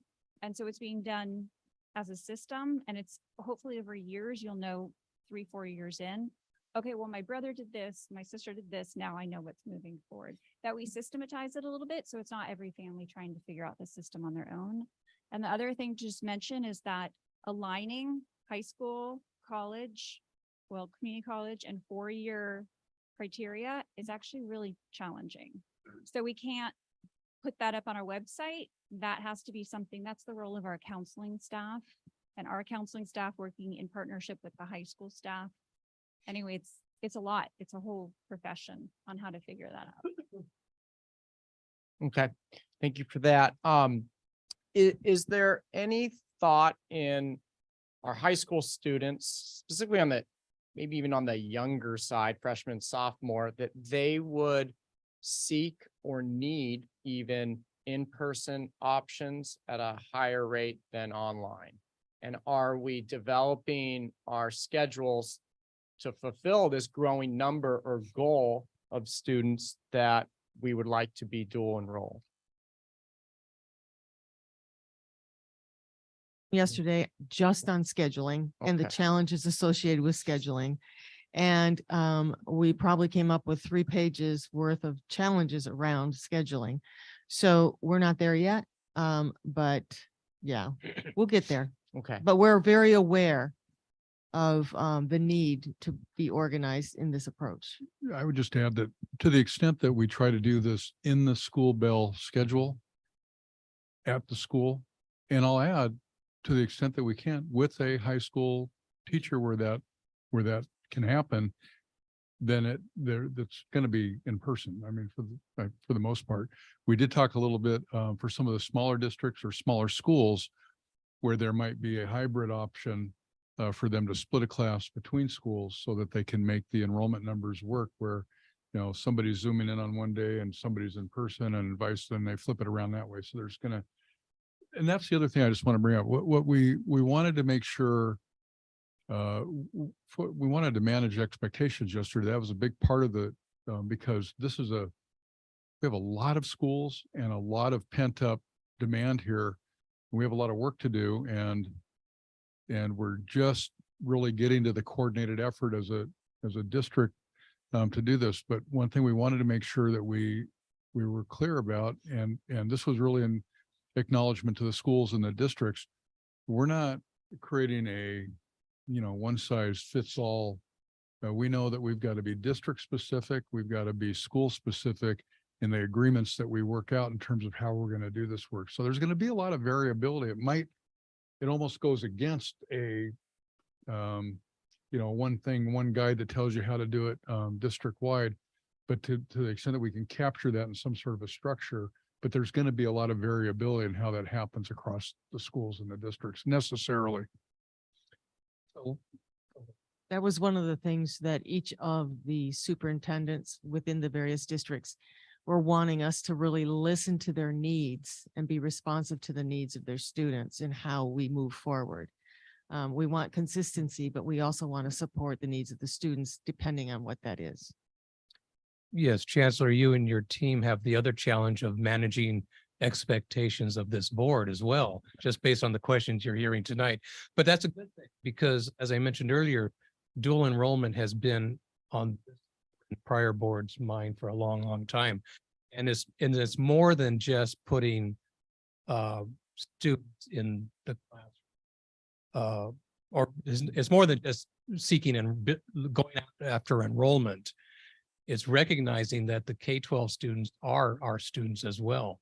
And if they can come to us with credits already in hand, them, and it serves our mission of getting them in and through and out successfully. So Trustee Lichtel, you had some questions. Yeah, thank you, Chair Perez. First of all, thank you, Ms. Johnson, for the report and for the work. And I assure you there's fertile ground here in the Ventura County and a huge need as we discuss this particular topic. I think the logistics of enrolling students and so forth, there's models out there that we could, get down to the registrar or the secretary to the assistant principal over this program at particular sites that could be really helpful, because I think those systems do exist. It's just a matter of digging in there. My involvement with dual enrollment goes back to 2013 as principal at Thousand Oaks High School. As far as articulation agreements between our district and the Ventura County Community College District, specifically Moore Park, articulation agreements going back to the early 2000s. And we found that to be a really successful way for students to access college credits, but not necessarily the college courses. So certainly the dual enrollment would have been a preference, is a preference from my standpoint. I met with then Chancellor Gillespie in 2019 as my role as assistant superintendent of instruction for the district. And we had these discussions. From my standpoint, we're well into the process, and I agree with the vision and the goals that are set in here. And quite frankly, I think it's time for some action. And I know that we're getting there. Worked really hard with Emmanuel Gabru and Dr. Databoy at Moore Park College in creating those programs. The dual enrollment, identifying not only courses that were appropriate for our students, but more importantly, staff that would be appropriate to either work with our high school students or our own high school staff that could be qualified based on the minimum qualifications, which I think tends to be one of our major roadblocks. And I've said for many years that our high schools have students sitting in seats taught by professors or teachers that I think can very well teach those courses and meet the expectations that our staff would have from the standpoint of a college course, the rigor of a college course. And it's just, I've always felt like the community college district, we've missed out on opportunities for nothing else than financial in claiming, we call it ADA at the K-12 FTES at this level, and more importantly, meet the needs of our students individually. And, we talked about the needs of students, and we need to recognize that the needs are very different from one school district to another countywide. So depending on where you are in the county, the need is very, very different. So in some parts of our county, it is focusing on underrepresented students. And in other parts of our county, it's really focusing on the students that are sitting in advanced placement classes or college prep classes that would benefit from a dual enrollment experience taught by either a college professor or a high school teacher that meets the minimum qualifications to earn those credits and those units that they need to leave high school with a year of college under their belt, or maybe even a associate arts degree.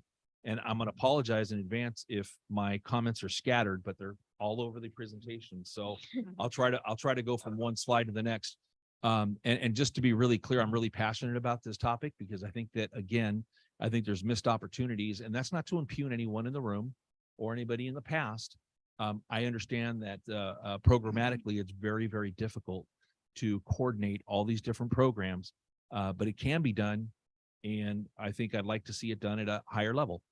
One thought that comes on slide 3, I think it is, create a clear pathway to college, particularly students in non-college bound, so on and so forth, underrepresented groups. And, one of my first thoughts there was, well, what about those connections to the BA programs that we've put in place? Why are we going to have discussions about, hey, here you're a high school junior, start this BA program now, by taking some of these GE courses. And that's the other issue. We talk about pathway courses and we talk about connecting and having these clear pathways. But what about the student that only needs general education units? That's really looking to knock out a requirement in history, math, social studies, science, whatever it is.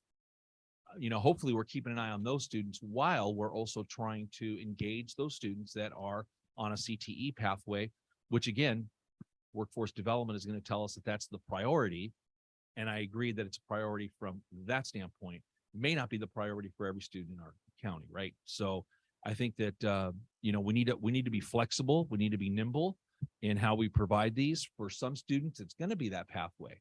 For other students, it's going to be a standalone course here, there, or the other, whatever the course is, because that's going to help me as that student get from high school X to college Z. And that's my pathway. Let's see here. Is a degree program really necessary? So in other words, do we really need to put kids into degree programs? Or again, could it be just those GE classes? Bullet number 4 on there talks about increasing the number of students that continue with the Ventura County Community College District.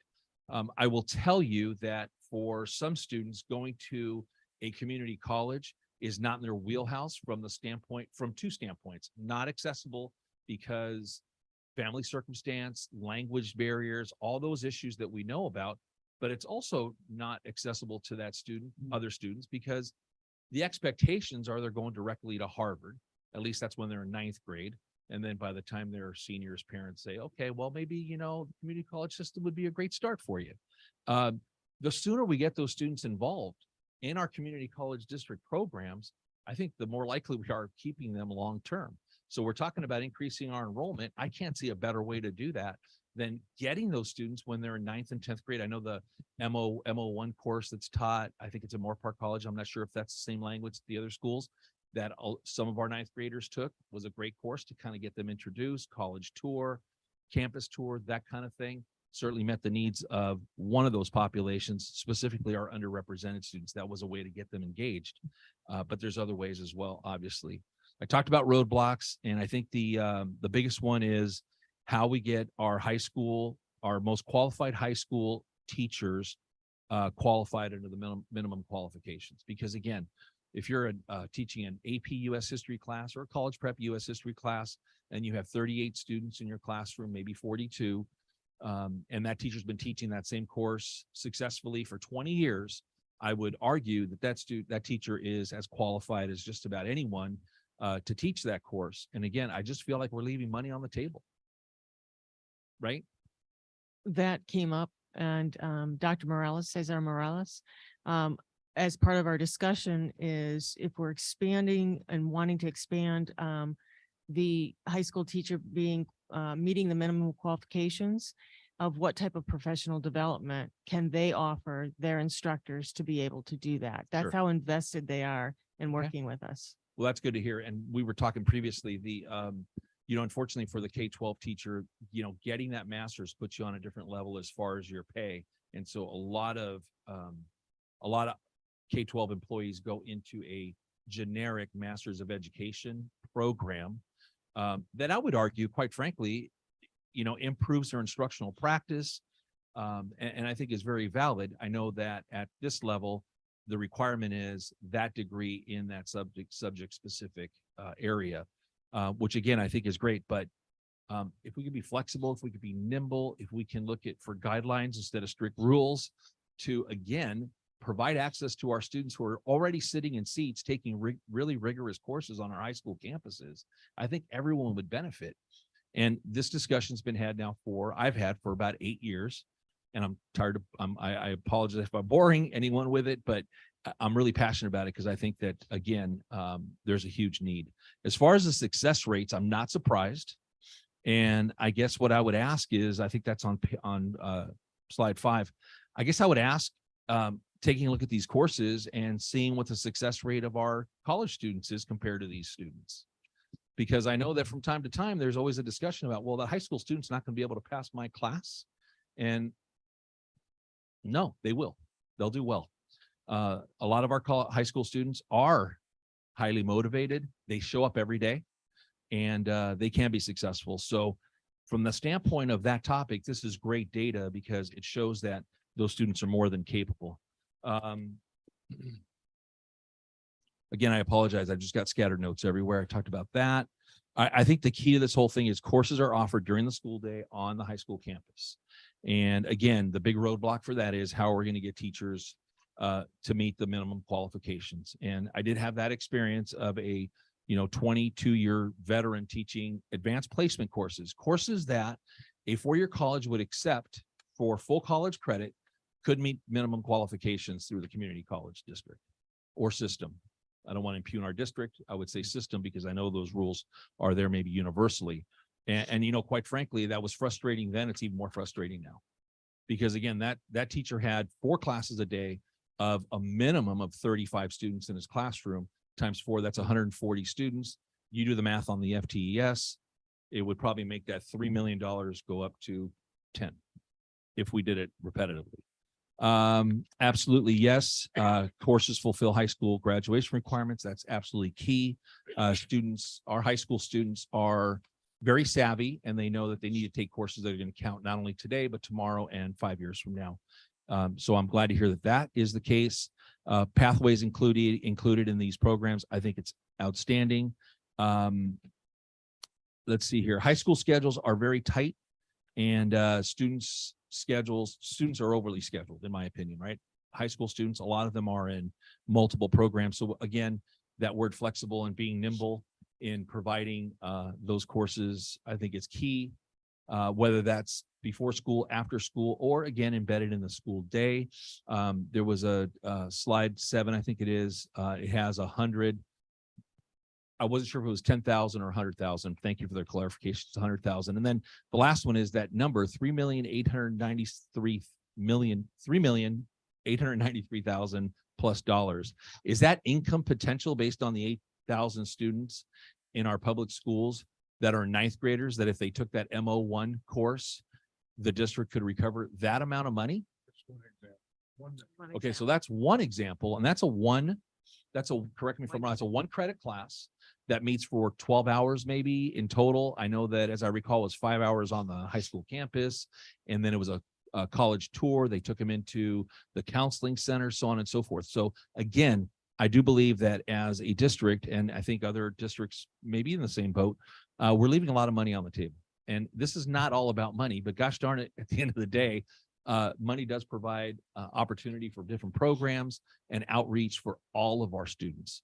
So I appreciate the soapbox, and I apologize if I bored anybody to death, but I'm very passionate about the topic. And I really want to implore the district to take whatever actionable steps are necessary to move this process along as thoughtfully, but as readily as possible, so that we can immediately start impacting students' lives for the best, and also benefit the district to the fullest. So thank you. Trustee Lichtel, you're anything but boring. And what you do prove is the value of the diverse experiences and perspectives that we all bring to the table here. Thank you. Thank you. Trustee Mantu? This is a tough act to follow, Trustee Lichtel. So articulate and so right on point. And my comment is just a cautionary one to reinforce all that you've heard and that you should take to heart. Many years ago, dual enrollment was on our radar, in my experience in the K-12 world. We're at a point right now where you can ask anybody about dual enrollment and nobody's going to say it's a bad idea. Okay? Everyone's behind it. The momentum, the opportunity for momentum is now. I know that you want to get it perfect. You want to work out a lot of details. Sometimes you can stumble a little bit in the interest of reaching students now. And when I hear comments like it's going to be several years, that doesn't sit well with me. Let's move and seize this opportunity and ratchet up our commitment and not lose this momentum. It's too important. Thank you. Yeah, the thought great is the enemy of good. Yeah. Kind of something. Student like that. trustee. Thank you. Student trustee. Oh, okay. I've been waiting. So I completely agree. I think dual enrollment students are capable and they can pass these courses. But in my head, I'm thinking there's 9-week courses that are so it's half of the semester that students are taking. Are they allowed to take these courses? I'm not sure I understand your question. So I know there's 9-week courses. Oh, 9-week. In the semester. Those are very intense courses. That's cutting everything down in half. And there's a lot of workload and a lot of reading, a lot of catching up. Our dual enrollment students among their just high school classes are allowed to take 9-week courses. They're allowed to take it, but we're focusing on full semester courses. Because an of the, option for them. yeah, Okay. yes. I know a lot of students don't pass 9-week courses. And I'm not saying that the dual enrollment students that's gonna happen, but if it does happen, would they be able to get an EW for that class? Because I think it's gonna affect their academic. One of the things when we're walking into this is we're very aware of the support services, the wraparound services that are needed to be successful. We do have high school teachers that will be in the room with the faculty if the high school teacher doesn't meet the MQ. So I think with the team support, we'll be watching out for those indicators that might give us a feeling that success is not warranted in this particular situation. And what do we need to do? But I think for the most part, what we're seeing is a lot of the high school districts have pathways already. It's keying into those pathways in career education. And like Trustee Lichtel said, we talked with Santa Paula yesterday, and what they were looking is a GE pathway for students that are going into 4 years, getting a GE pathway going for them. So there's a lot of different opportunities we can look at for each district, depending on the district needs. Okay, I was just making sure. Yeah. Thank you. Okay, Trustee Torres. K-12 system, I'm able to go into the intricacies of student learning, teaching and learning, students being able to meet student learning outcomes.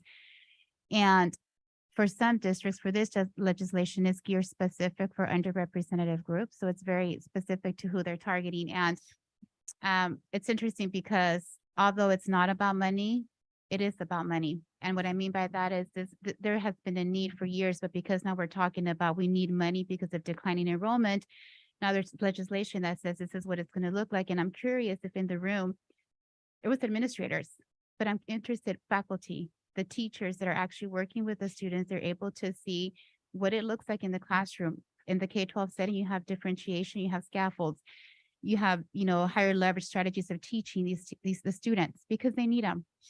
And so as it is for a community college, when the students come over, the teachers are seeing this is what they need. And so it's the urgency, but being thoughtful about how it's going to look like and not let it be about the money. And it is because that's what they're saying. We're dropping enrollment. If we don't bring enrollment, we're going to be losing programs. But the importance of making sure that for us as a college district, that we bring that essence. And I'll say that because growing up in one of the districts, I was part of a neighborhood. I was Title I money. So Title I money, low income, English language learner.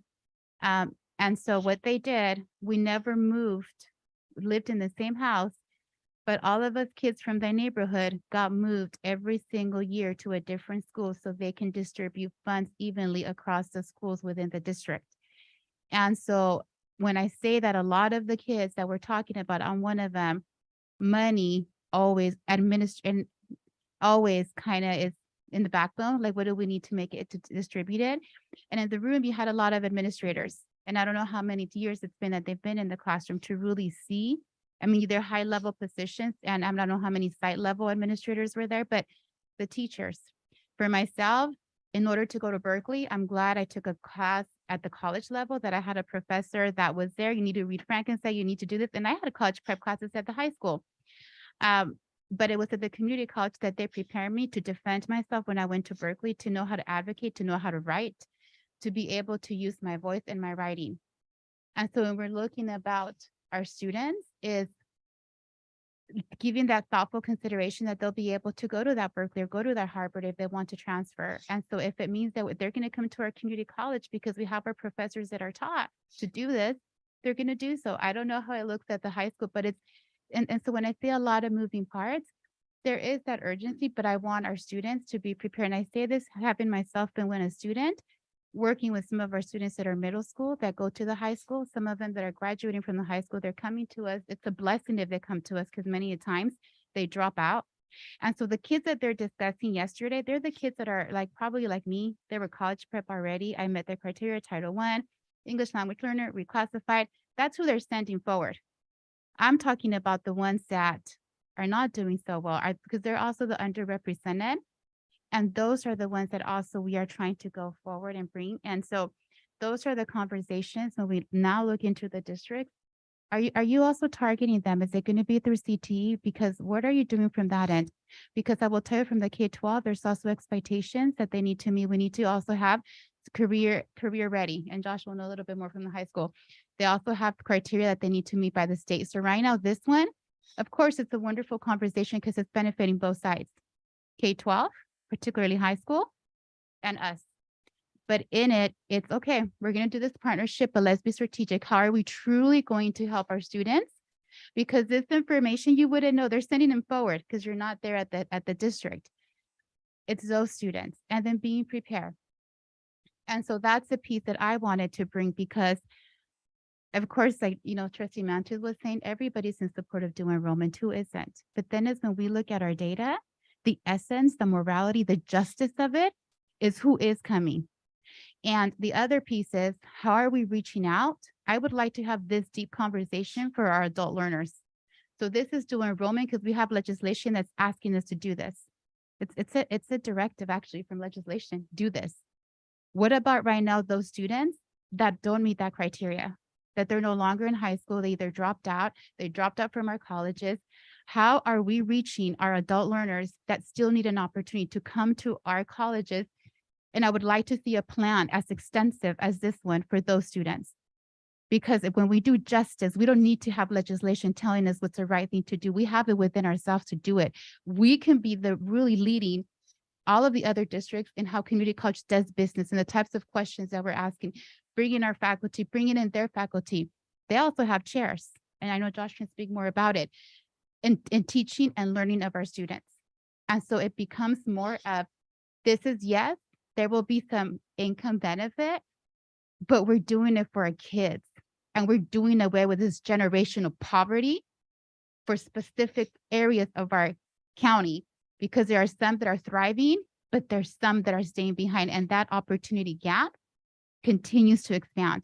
And so when you go really deep into all of within education, it's how do our community college bridge that gap? And we can do it. We're the only institution in higher education that can come in and do that. And so I think as you have these conversations, I would encourage you to start bringing in faculty, start bringing in academics. I know academics is like, Gabby, we don't need more, but I think it's important your voice and to be able to be part of this, bringing in some from the high school and having this conversation about what is it going to look like? Because right now you have people that are, they're in district level positions. So they're looking at it from one lens and unintentionally, but they are disconnected because they're not in the classroom. They're not at the sites. And so I think that piece is important as we move forward. And I really appreciate that you're looking into systems and you're looking into processes of what does that look like. And so those are a couple of the points that I just wanted to just make that I wrote down a little bit about my experience. And as we look forward is the type of students that we have. And I know we're talking about AB 1705 next month, but I'm also going to ask the board as we do this report that I want to do something on our adult learners and what are we doing to go to our students and bring opportunities because we have them out there as well. And one of the things that I wanted to point out in our board goals, I know we were specific about Santa Clara Valley, but I've mentioned a couple of times the Avenue in Ventura. And that's one of the areas that I felt like I haven't seen it. I haven't heard anything. I don't know if, I mean, it's the Avenue. And that's another area where I visited that we need some supports. I was at Santa Paula and Fillmore this past weekend. You know, I've been in the different areas of our county to get a sense. And I just mentioned it. Can I ask if we just stay on the update? Yeah, I just wanted to connect it. You know, for the most part in the agenda, I've been pretty, you know, silent because there were items that just with the business, but I was intentional because then there's areas like this that I want to speak because it's important. And this is as we're saying policy.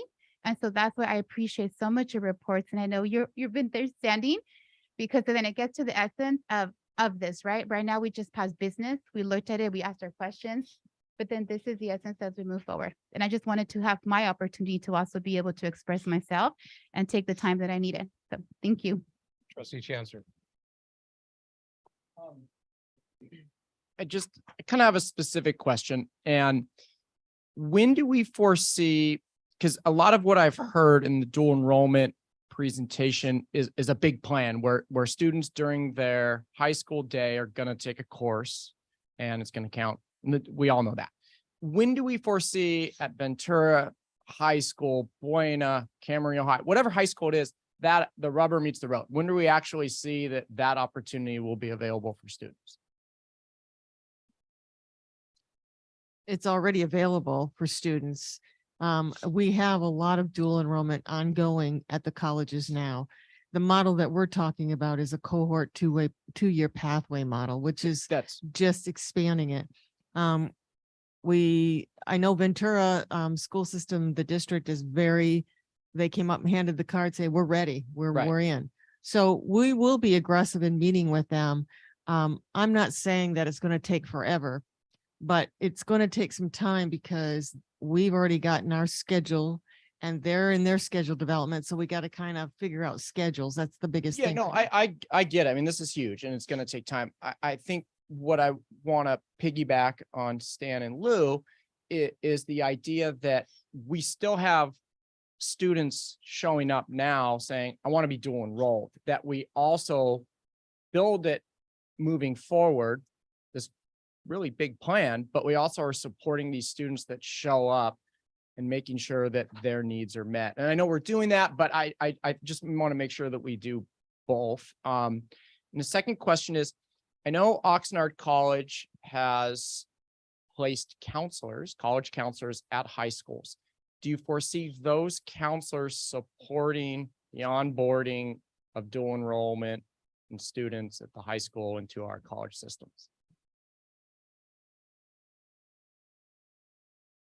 They're doing that now. They're doing that now. So they're helping students and their families map out which dual enrollment courses. And I think that's for that reason, we're seeing more students taking dual enrollment classes. So it has been successful. I asked that just in a sense, by no means is it a gotcha, but my question is the equity issue of that one of our colleges has this opportunity for students, parents, and the high school systems.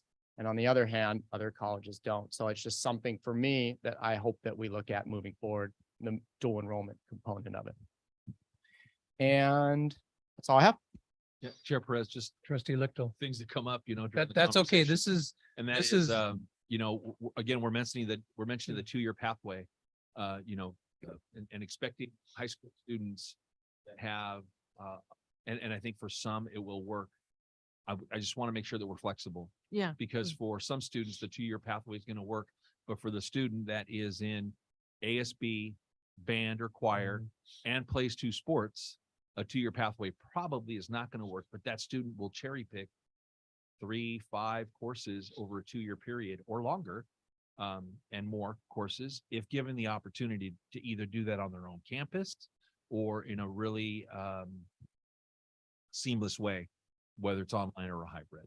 So I know that we're talking about a focus on the pathway, and I think that's smart for some students, but let's be flexible, let's be nimble and make sure that we're meeting the needs of all of our students.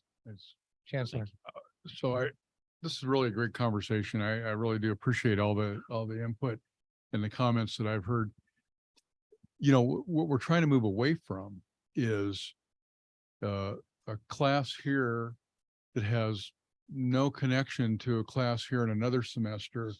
And the only reason that we might be making a class available is because we either have somebody who meets the minimum qualifications and can teach it, or we have a faculty member at one of our colleges that's willing to go into a school and do it as well. It's a lot of one-offs, and the pathway it's really both ways, on the transfer side and on the CTE side. And it's not necessarily a cohort model.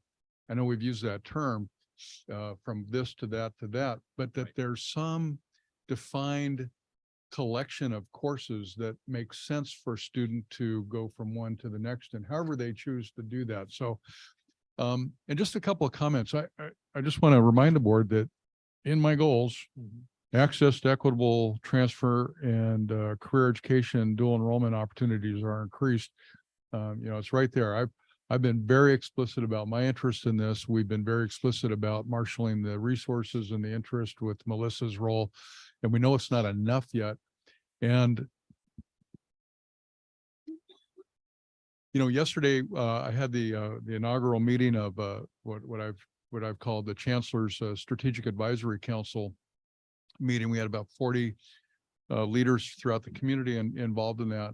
And the only reason I bring that up here is one of the parts of the discussion that we had was about us as a district. We certainly are external looking, but we've been, if I want to use the word guilty, a little more inward looking than outward looking. And this dual enrollment conversation is really an outward looking. It's to our benefit to have the conversation. And what happened yesterday, I thought was just really super productive. It's not, we own the movement on this. A lot of it is it's in our, you know, it's us, and we need to do that. And to that point, when I can't recall who said it, that everybody agrees that dual enrollment is here. It's the right thing. It's, you know, it's good. I'm going to tell you, not everybody does. That's true. And some of them are us.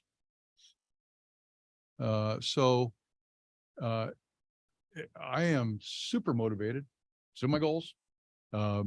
We have a team that's being put together, and we're trying to knock down the barriers and get the, you know, and I definitely I'm coming at this completely, I think we all are, from an equity perspective and an enrollment perspective. But first and foremost, it's an equity issue for me.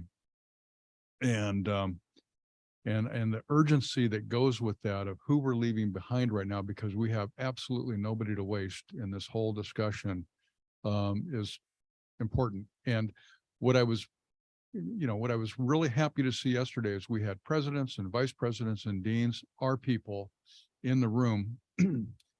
I wouldn't say that uniformly every one of our folks that was in the room believed in the direction that we're heading with this.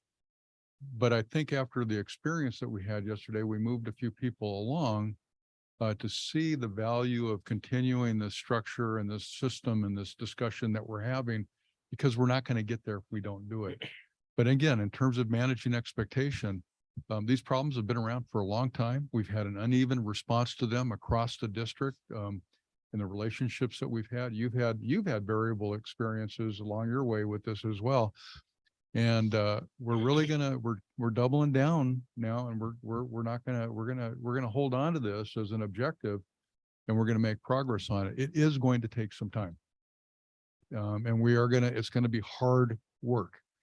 And Melissa, I know if you just want to solve all this, we're really gonna appreciate it. So thank you. Well, thank you all for the robust discussion, as the term has been used earlier. It's been helpful to me. I hope it's been helpful to my colleagues, and I certainly hope it's helpful to staff as you continue to inform the board of your progress. And, you know, just thank you. We look for good things to happen. And I think we would be remiss without thanking our chancellor.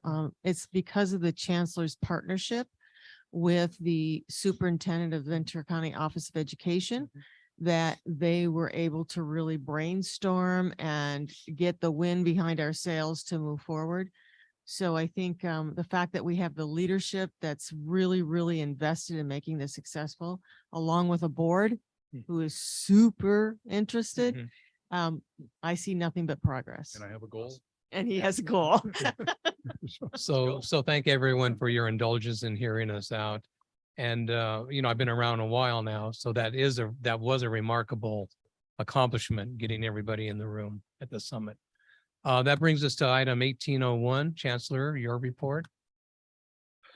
Brevity is the wit of wisdom. But Well, I've only got 2 pages here, but let me just see what I want to mention here. I just to update the board, we've begun the in earnest the process for our 2 presidential searches. The committees are formed, they've met. Profiles are being developed and timelines been developed in terms of getting the ads out and all of that. So that's begun in earnest. It's a process that's going to culminate in late March, early April timeframe. A little bit of a staggered schedule on both of them. More information will be coming along the way for board engagement, in that process. I think just about everything else I wanted to talk about has been mentioned along the way. I just want to thank, I'll stop there. That's all I need to say tonight. okay, thank you. Item 1802, action to approve trustee request for financial information. Pardon?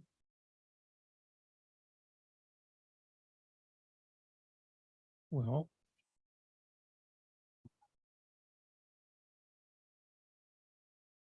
it is. Second. May I ask, Okay, hang on. oh, Excuse sure. me. Moved by trustee Torres, seconded by trustee Mantu.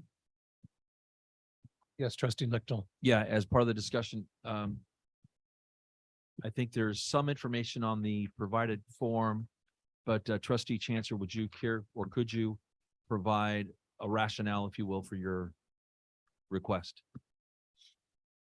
Sure. Briefly, I'd be happy to do that.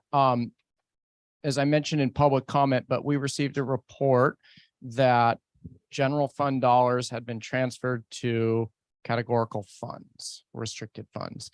I worked as hard as I could to sort of find a dollar amount of what that was, could not find it. So at that point in time, on October 4th, I requested the information for the last 2 years, so the last budget and the one before that.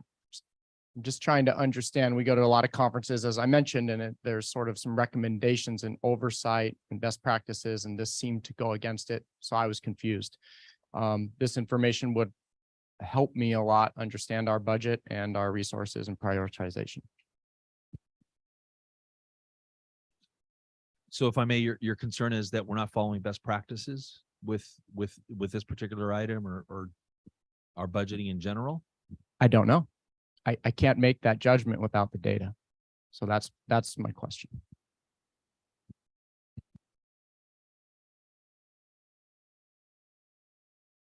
So Chancellor and trustee Chancellor, it seems to me this has been a consistent pursuit on your part during budget setting processes and whatever. And we have the response here. Chancellor, can you provide any clarity or greater clarity or augment the response that is in here? Because I at first blush, I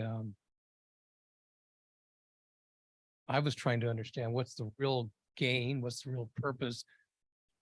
Because I've been here all the years you've been, and your questions are always answered comprehensively, in my view. And I don't know what this would additionally provide. Sure. I've never been made aware that this was a general practice. I'm not saying it's wrong. Taking general fund dollars and placing them into categorical accounts. So it may very well be, it's just new to me in the limited trainings and sessions that when we go to state conferences and things of that nature. So I was just curious, for the last 2 years, I didn't ask for the last 10 years, 20 years. These are public dollars. And I think it's important to know where they go. Oh, I'm sorry. Trustee Mantu. I want to speak a little bit in support of this request because I know that even though I haven't been here that many years, it's been a recurring theme of a desire to get more information. And we didn't have a structured process for that. So we put together a structured process for that. Trustee Chancellor is following that process. Hopefully, this is going to result in a greater understanding, not only on Trustee Chancellor's part, by all of us. Okay, as familiar as I am with school finance, I realize it's not illegal to do these things, but to have more clarity and understanding is hopefully going to benefit us. And I see this as a good test case to see how this is going to work. And I think on that basis alone, it's a good idea to honor this because I certainly, if I filled out one of these forms, I would want to have my request on. Yeah, I would echo what Trustee Mantu said related to supporting a colleague and a fellow board member. If there's information, from my standpoint, I do understand the process. And so that's why I was wondering if there was something that I was missing. So I'll vote yes on the process, even though it's painful for me to see that one of our employees is going to spend 4 to 6 hours potentially on this level of information. But if it'll help Josh in the future for your understanding, then I'm fully supportive. Trustee Torres.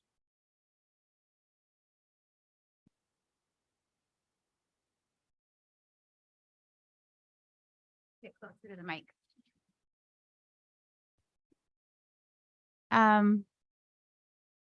I was never in support of this process from the beginning, and I just want to say this process looked more of a barrier, just something as the process used to be, we would come to our board meetings and we would just have a conversation, and then as a board, we decided, do we want to get this information? And that's the way it was, and that's typically how it is. And then it was decided, let's put this process in place, and then a vote is taken to see if this is something we'd like to see, and it just completely diminishes the voice of the trustee.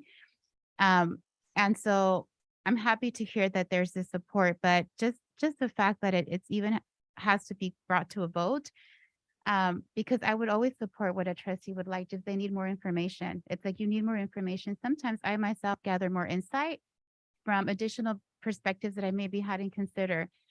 So I think for myself, as we move forward, I don't think there's a need to ever have one of our trustees to feel that they have to, come to the podium or go and make a public comment to feel heard about some information, assuming that this might not be supported by their peers. And so I'm very happy to see that we're going to be supportive, but for myself, I don't need to go through a process to be able to support a trustee. It's just, if there's something here, there's information. I myself, regarding the budget, there's been a lot of questions over the years, at times just information being provided. And so I think as we move forward, this is something that has been coming up even, before our chancellor was here, with questions coming up. And so I know we have now also a new vice chancellor of business. So there's a lot of new people coming on board, but this has been requested for a while. So I'm happy that we're able to be supportive. I'm in support of this. But I would like to explore the possibility of not having to have something like this, because that, to me, when we start looking at systems and procedures, we can create our own barriers. Sometimes that's what the system is. When we talk about dismantling the system, it's a system that was intended to, particularly at times, to oppress a few. And I will tell you specifically that this system, when it was put in place, and I think it might have been, it was before January 2022, was intended specifically to not allow the opportunity to bring many perspectives to the board. That's why it was put in place, because it wasn't before. And it was approved with a majority vote of 3-2. So this is how this came about. It was already a divisive document. So it was approved with a majority vote. And I share this so as we're coming together as as trustees and board and everything we've discussed, that at some point we revisit this and say, does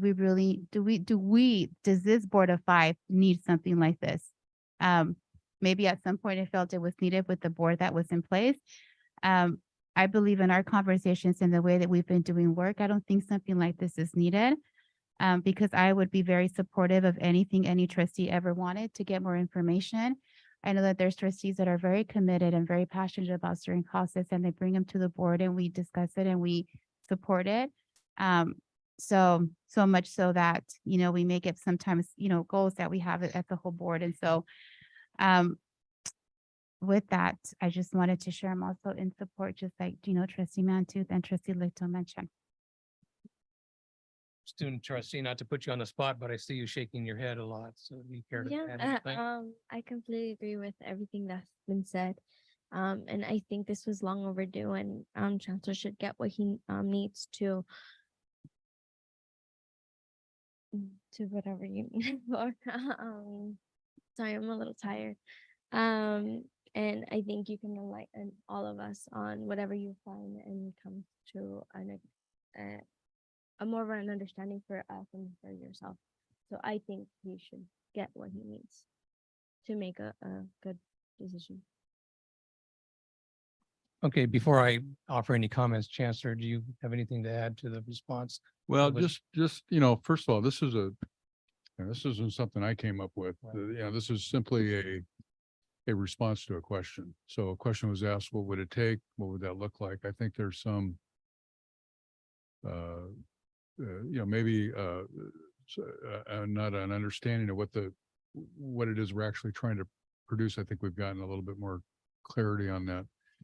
But I do want to, I'm not talking about anybody here, but I have seen an administration or a college get really buried in a lot of requests that didn't have full support of the board. And so I'm not saying that's happening here, but I would say there's got to be some sort of a mechanism to balance the need for information, because I have shared with all of you, I'm going to provide you whatever you need. I want to give you that information. I also want to be sensitive, how readily available is the information, how much is it going to take to untangle something? This will be a little bit of an untangling. It did get boxed into a little bit more defined period of time when the request came through than the initial request. But there is a potential for staff to get redirected to do things that may not be in line with some of the more urgent priorities for things that need to get done. So I just want to be sensitive to that based on some of the comments that I'm hearing, that anytime anybody asks for something that, we're going to put people to work to generate reports. I think there needs to be some discussion about the scope of that sometimes. I'm not saying all the time, but certainly sometimes. And I just caution the board to think through that. I'm not saying this is that, but that is an issue potentially. So for myself, let me just begin by saying that, process is important. And oftentimes I'll complain about how prescriptive the processes are that we operate within. But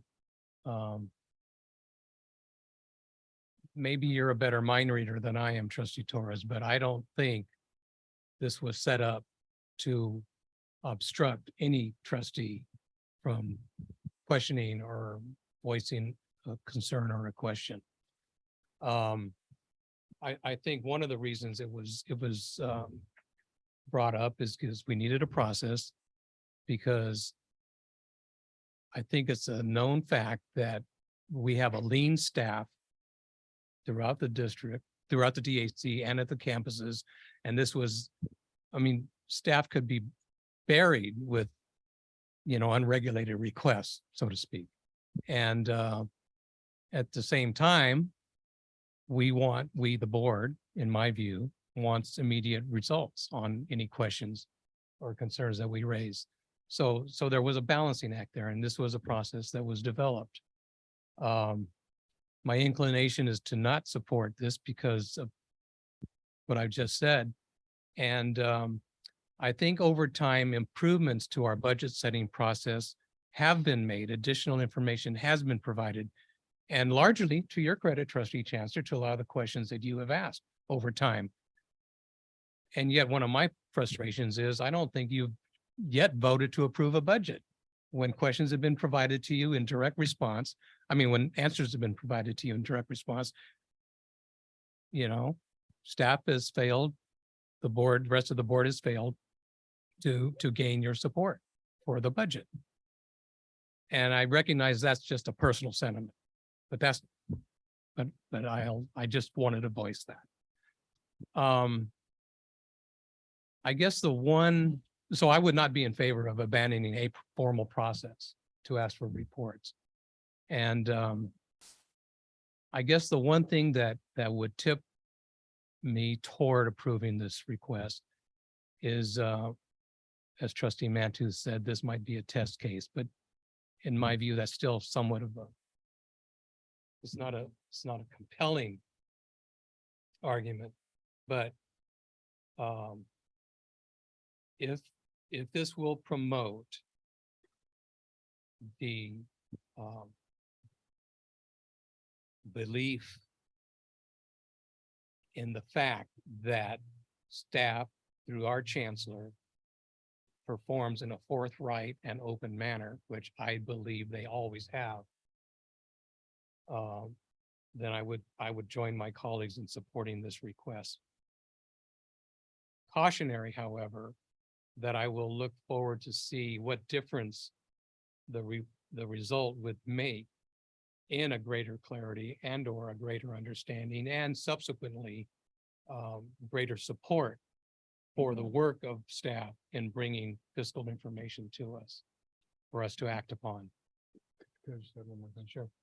Based on what you just said, Chair Perez, and based on, I guess, the sort of the public question of credibility or forthrightness, or let me put it in another term, not playing tricks with the budget or something that's been implied in the question a couple times. I don't think we have any choice but to do this work now. I mean, we've got to produce this work for you. So it's sort of, unless I'm ordered not to do it, we're gonna produce this report based on what I've heard in public comments tonight. I think I have to. We have to. So if that helps. Trustee Chancellor. One of the words that's been used a lot on this is report. And I just want to clarify, I'm not looking for a report. I'm just looking the dollar amount and use of those dollars. And I think any member of the community is entitled to that information because they are public dollars. So I just want to make sure I'm I'm clear. I'm not looking for a thorough report that we're going to receive on AB 1705. I'm just looking for some dollar amounts where they ended up. And these are public dollars. That's it. So, but it is a report. Yeah. I mean, it is a report. Public information is, if I may. Yes. Public information is public information, and we are, by law directed to, when requested, there's a process to go through releasing public information. But the obligation to provide public information does not require an organization to generate information that doesn't already exist. So this is creating a report, and however you want to think of it, it is truly taking data that doesn't exist in a format now and going in and analyzing that in a certain way so we can put it in a view that answers the question that you asked. So it's okay, but it's not a public information request. It's a request for analysis and ultimately in a report. And again, as I said earlier, I feel obligated to produce that information now because of the context this conversation has posed the question. And you just raised an important point, and I would ask trustee Chancellor if, given what the chancellor just said about public information requests, would you then withdraw, if should this motion pass, would you withdraw your Public Records Act request? Okay. Okay, seeing no other interest in taking the mic, student trustee, how do you vote? Aye. And board, how do we vote? Aye. Thank you. Dare I call the next item, 1803, trustee request for reports? But I have none. okay. And then trustee reports, student trustee, you gave one earlier. Do you have anything else to add? Okay, trustee Chancellor. Real brief, I know it was mentioned by President Hoffman's, but I really enjoyed meeting with Salud Carbajal or Congressman Salud Carbajal. One of the questions he asked, it was interesting. It was definitely off the cuff, and he said, if you had some money right here, right now, and you needed something, what would that be? And I think it reiterates that in writing somewhere, and that we're all aware that sort of some big project needs we have ready to go, because a lot of times these questions are informal, last minute from our partners at the state and federal level. So I think that was a good takeaway and reminder for me. Another question came from our October meeting, and it came from our student trustee. In her report, there was a concern about lactation room and limited snacks in the food pantry. We were going to get a update on that concern, and I'm just curious where that is and hope that can come sooner rather than later. That's the end of my report, and happy early Thanksgiving. Thank you, trustee Torres. I'm actually looking forward. I'm going to be at Ventura College for some time. Tomorrow you have the MECHA conference that's taking place. I'm not sure if you knew, but And you're speaking. yeah, Yes. that was invited. It warms my heart, and so I was able to join, and so I'm excited to be able to be at the college and be with the Machistas there at Ventura College and get the invitation. So that just warms my heart, just being able to connect with students and being at one of the colleges. So I'll get a chance to just kind of walk around afterwards. I think it's nice just to see students and just being at the library and just in the different classes. Thank you to everybody for your reports, for all of your hard work. It's really noticed. We appreciate it. We really do take the time to read them and highlight and celebrate. Have a wonderful and a beautiful Thanksgiving with your family. It's a time to look at everything, all the blessings, what we're grateful for, what we do have. And to be there for our students that sometimes are going through difficult times. And so we appreciate and love every single one of you very much, the sacrifices that you make for our students, the love and the care that you show, and being here with such thorough reports. They're noticed, they're read. So thank you very much for all you do. Trustee Mantu.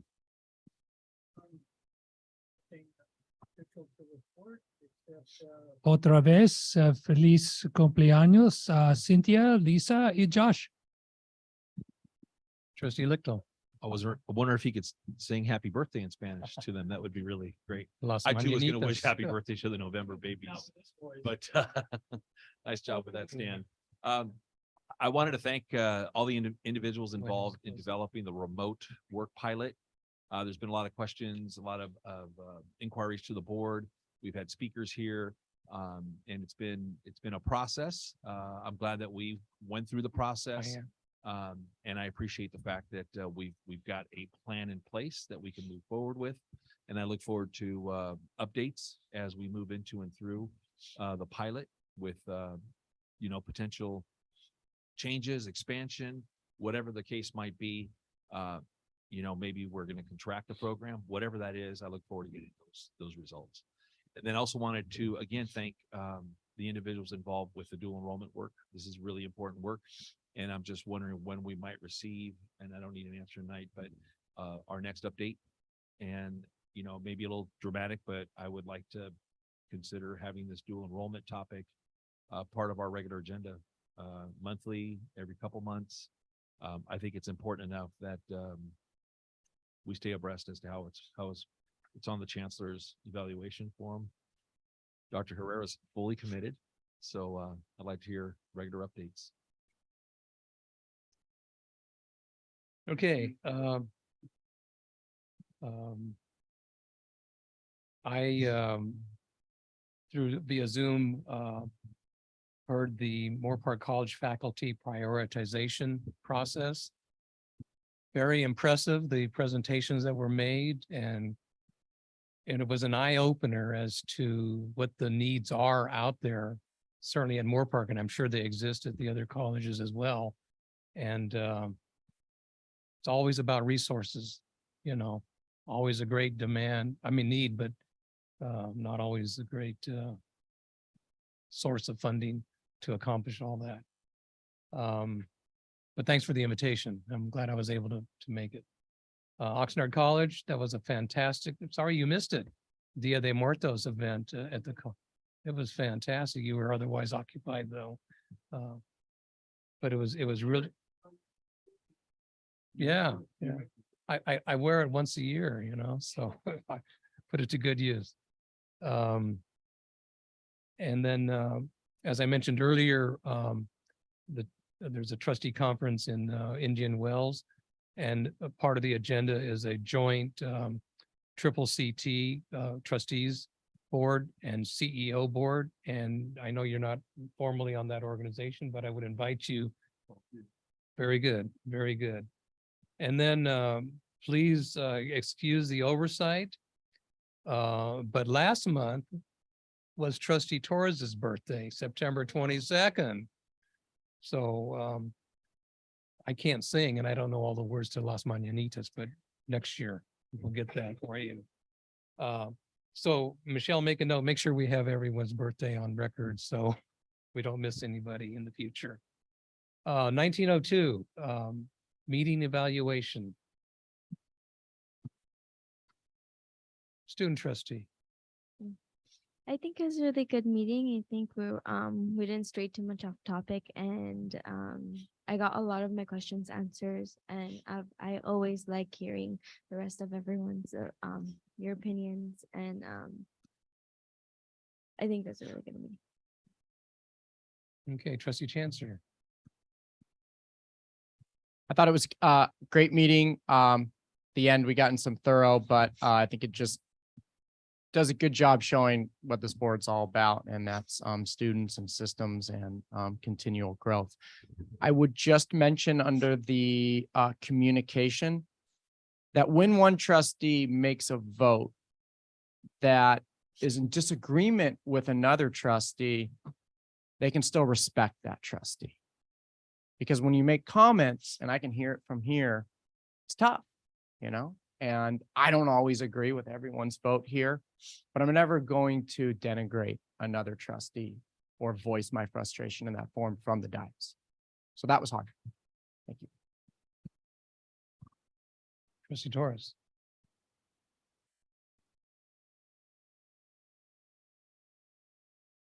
I think there was communication that took place.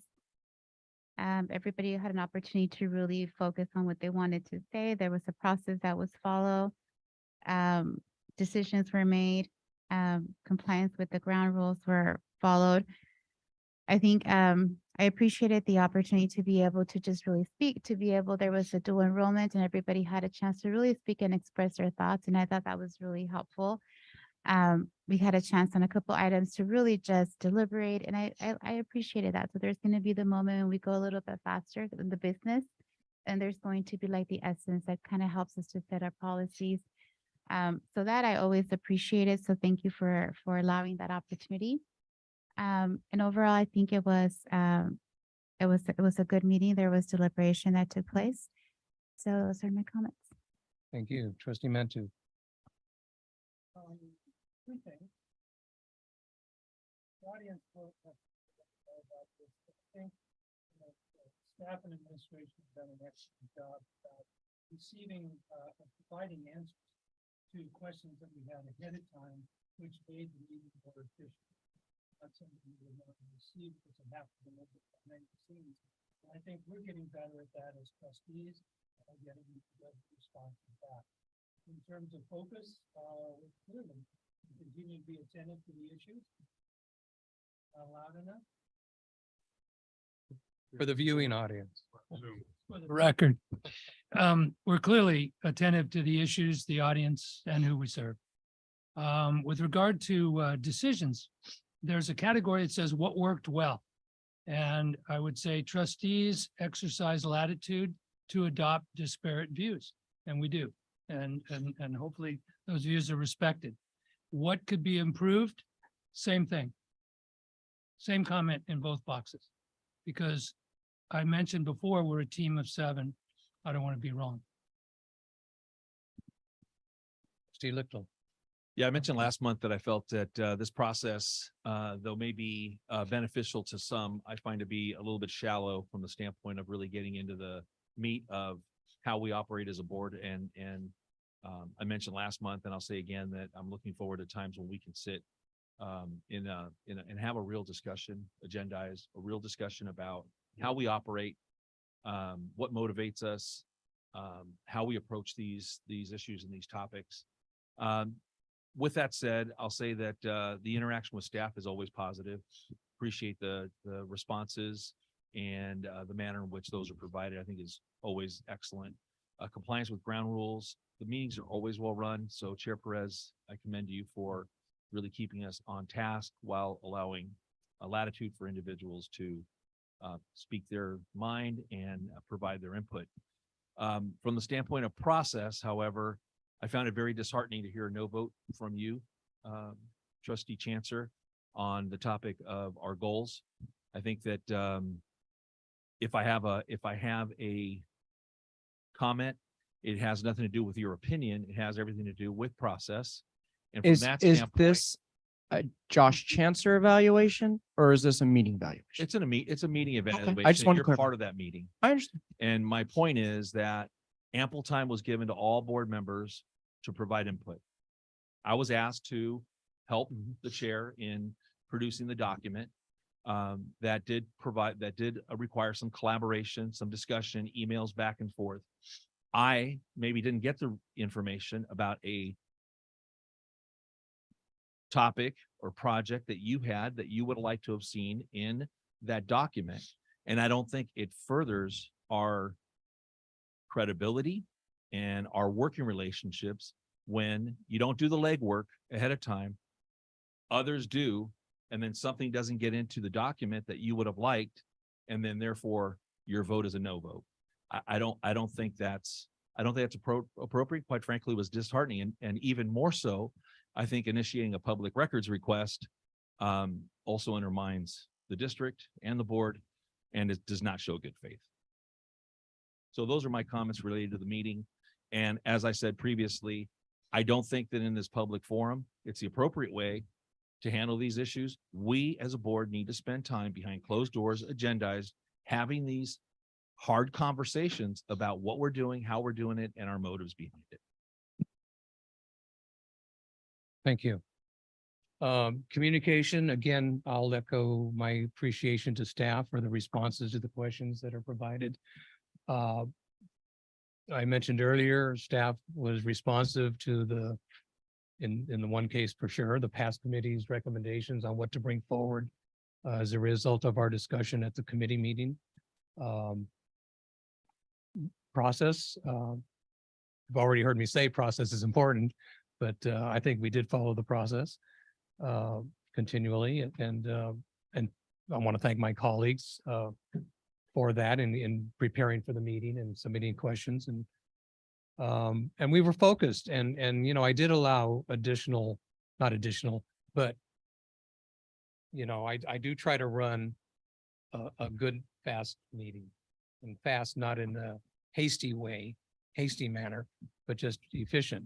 But that does allow for the extended discussions when it's really providing value to us and to staff. So I really like that. Decisions, We came to necessary decisions. Again, enabled in doing so with the information that we need. And in coming to decisions, we're not always going to agree. I do value, like I said earlier, the diverse perspectives and experiences that we each bring to the table here. When you mentioned, Trustee Matu, that we're a team of 7 and you hope that we are that. One of the first visions that came to mind is watching some pro sports games, and you'll see teammates duking it out with each other because of, whatever. I don't know. I don't understand that, but that doesn't mean they're not a team still. And we have to appreciate those differences that provide value, and remember that that's always the case, even if we disagree. And when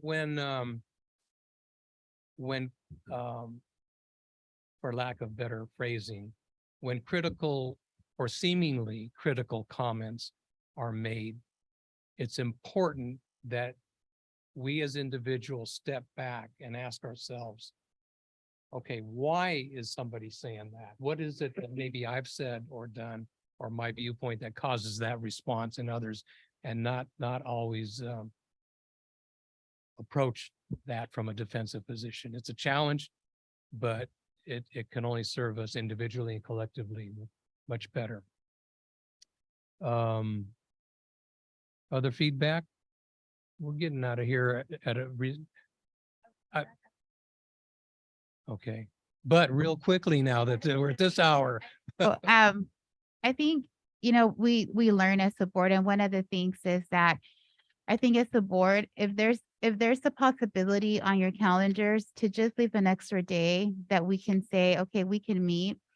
And I remember the board goals, Josh was not available to meet on October 24th, but because there was a need to meet in order to approve this, the decision was made to hold a special board meeting knowingly that we had one trustee that was missing. And I think sometimes unintentionally we create for something like this to occur, that it could be prevented. And I think one of the things I have heard that's been difficult for the staff is to get all trustees to come together for a special meeting. So I think as we move forward for trustees, especially because we're hearing a lot of the work that's moving forward, if we're able to have a date and to say, all right, even though weekends are hard and I know they're hard, or an evening or where we can agree. And I think that would make the difference, because some things could be prevented and perhaps one could have been won, but that we only learn as we go. And I just wanted to make that comment. And then the other piece is one of the things that is difficult, but one of the things that I learned coming in is that the trustee, all they have is their vote. And so sometimes if they don't feel comfortable for a different reason voting yes, they have to vote with their conscience. And if their conscience is a no, then we look at ourselves and say, okay, what is it that we could have done? What is it that we're missing? And I agree with what Trustee Licht was saying about coming together and having these conversations. And I think when we had Ted come over and do that training and we came together, I thought that was really good, like 2-3 years ago, maybe. And it was good. And I remember we got a chance to sit together and talk just the different activities and maybe and I've heard Trustee Leto mention it already a couple of times about the importance in saying this evaluation. There should be something more in depth. So I do want to make sure that as we're moving forward as a board, that we do have an evaluation where we're able to have it on the agenda. But I will also say that we look in our calendars and already now program those dates, because everybody's busy. Because that's what I've heard also from, staff. It's been really hard to get all trustees for a second meeting. And that's just something to consider as we're doing our evaluation. Okay, and I was mindful of Trustee Lichtel's comments on the evaluation, and Chancellor, please make sure Michelle makes a note of that, because it's been mentioned in the past, and I think we've talked about it, but we haven't really followed up on it. I'll take ownership of that. I'm glad you mentioned honoring dates, meeting dates, because it's important that when meetings are set, that we honor those dates and try to keep them as best we can. And regarding that October meeting, as it turns out, there was no one date that would work for all of us. So somebody was going to get left out. And because that process had been ongoing for so long, I chose that earlier date, and still there was opportunity for people, everyone to participate. So thank you, everyone. And that brings us to adjournment. And the board will adjourn tonight's meeting in the memory of Linda Corrigan, EOPS Placement Project Specialist at Moore Park College. And with that, again, thank you, everyone, for your participation, your attention, and your patience. Ready.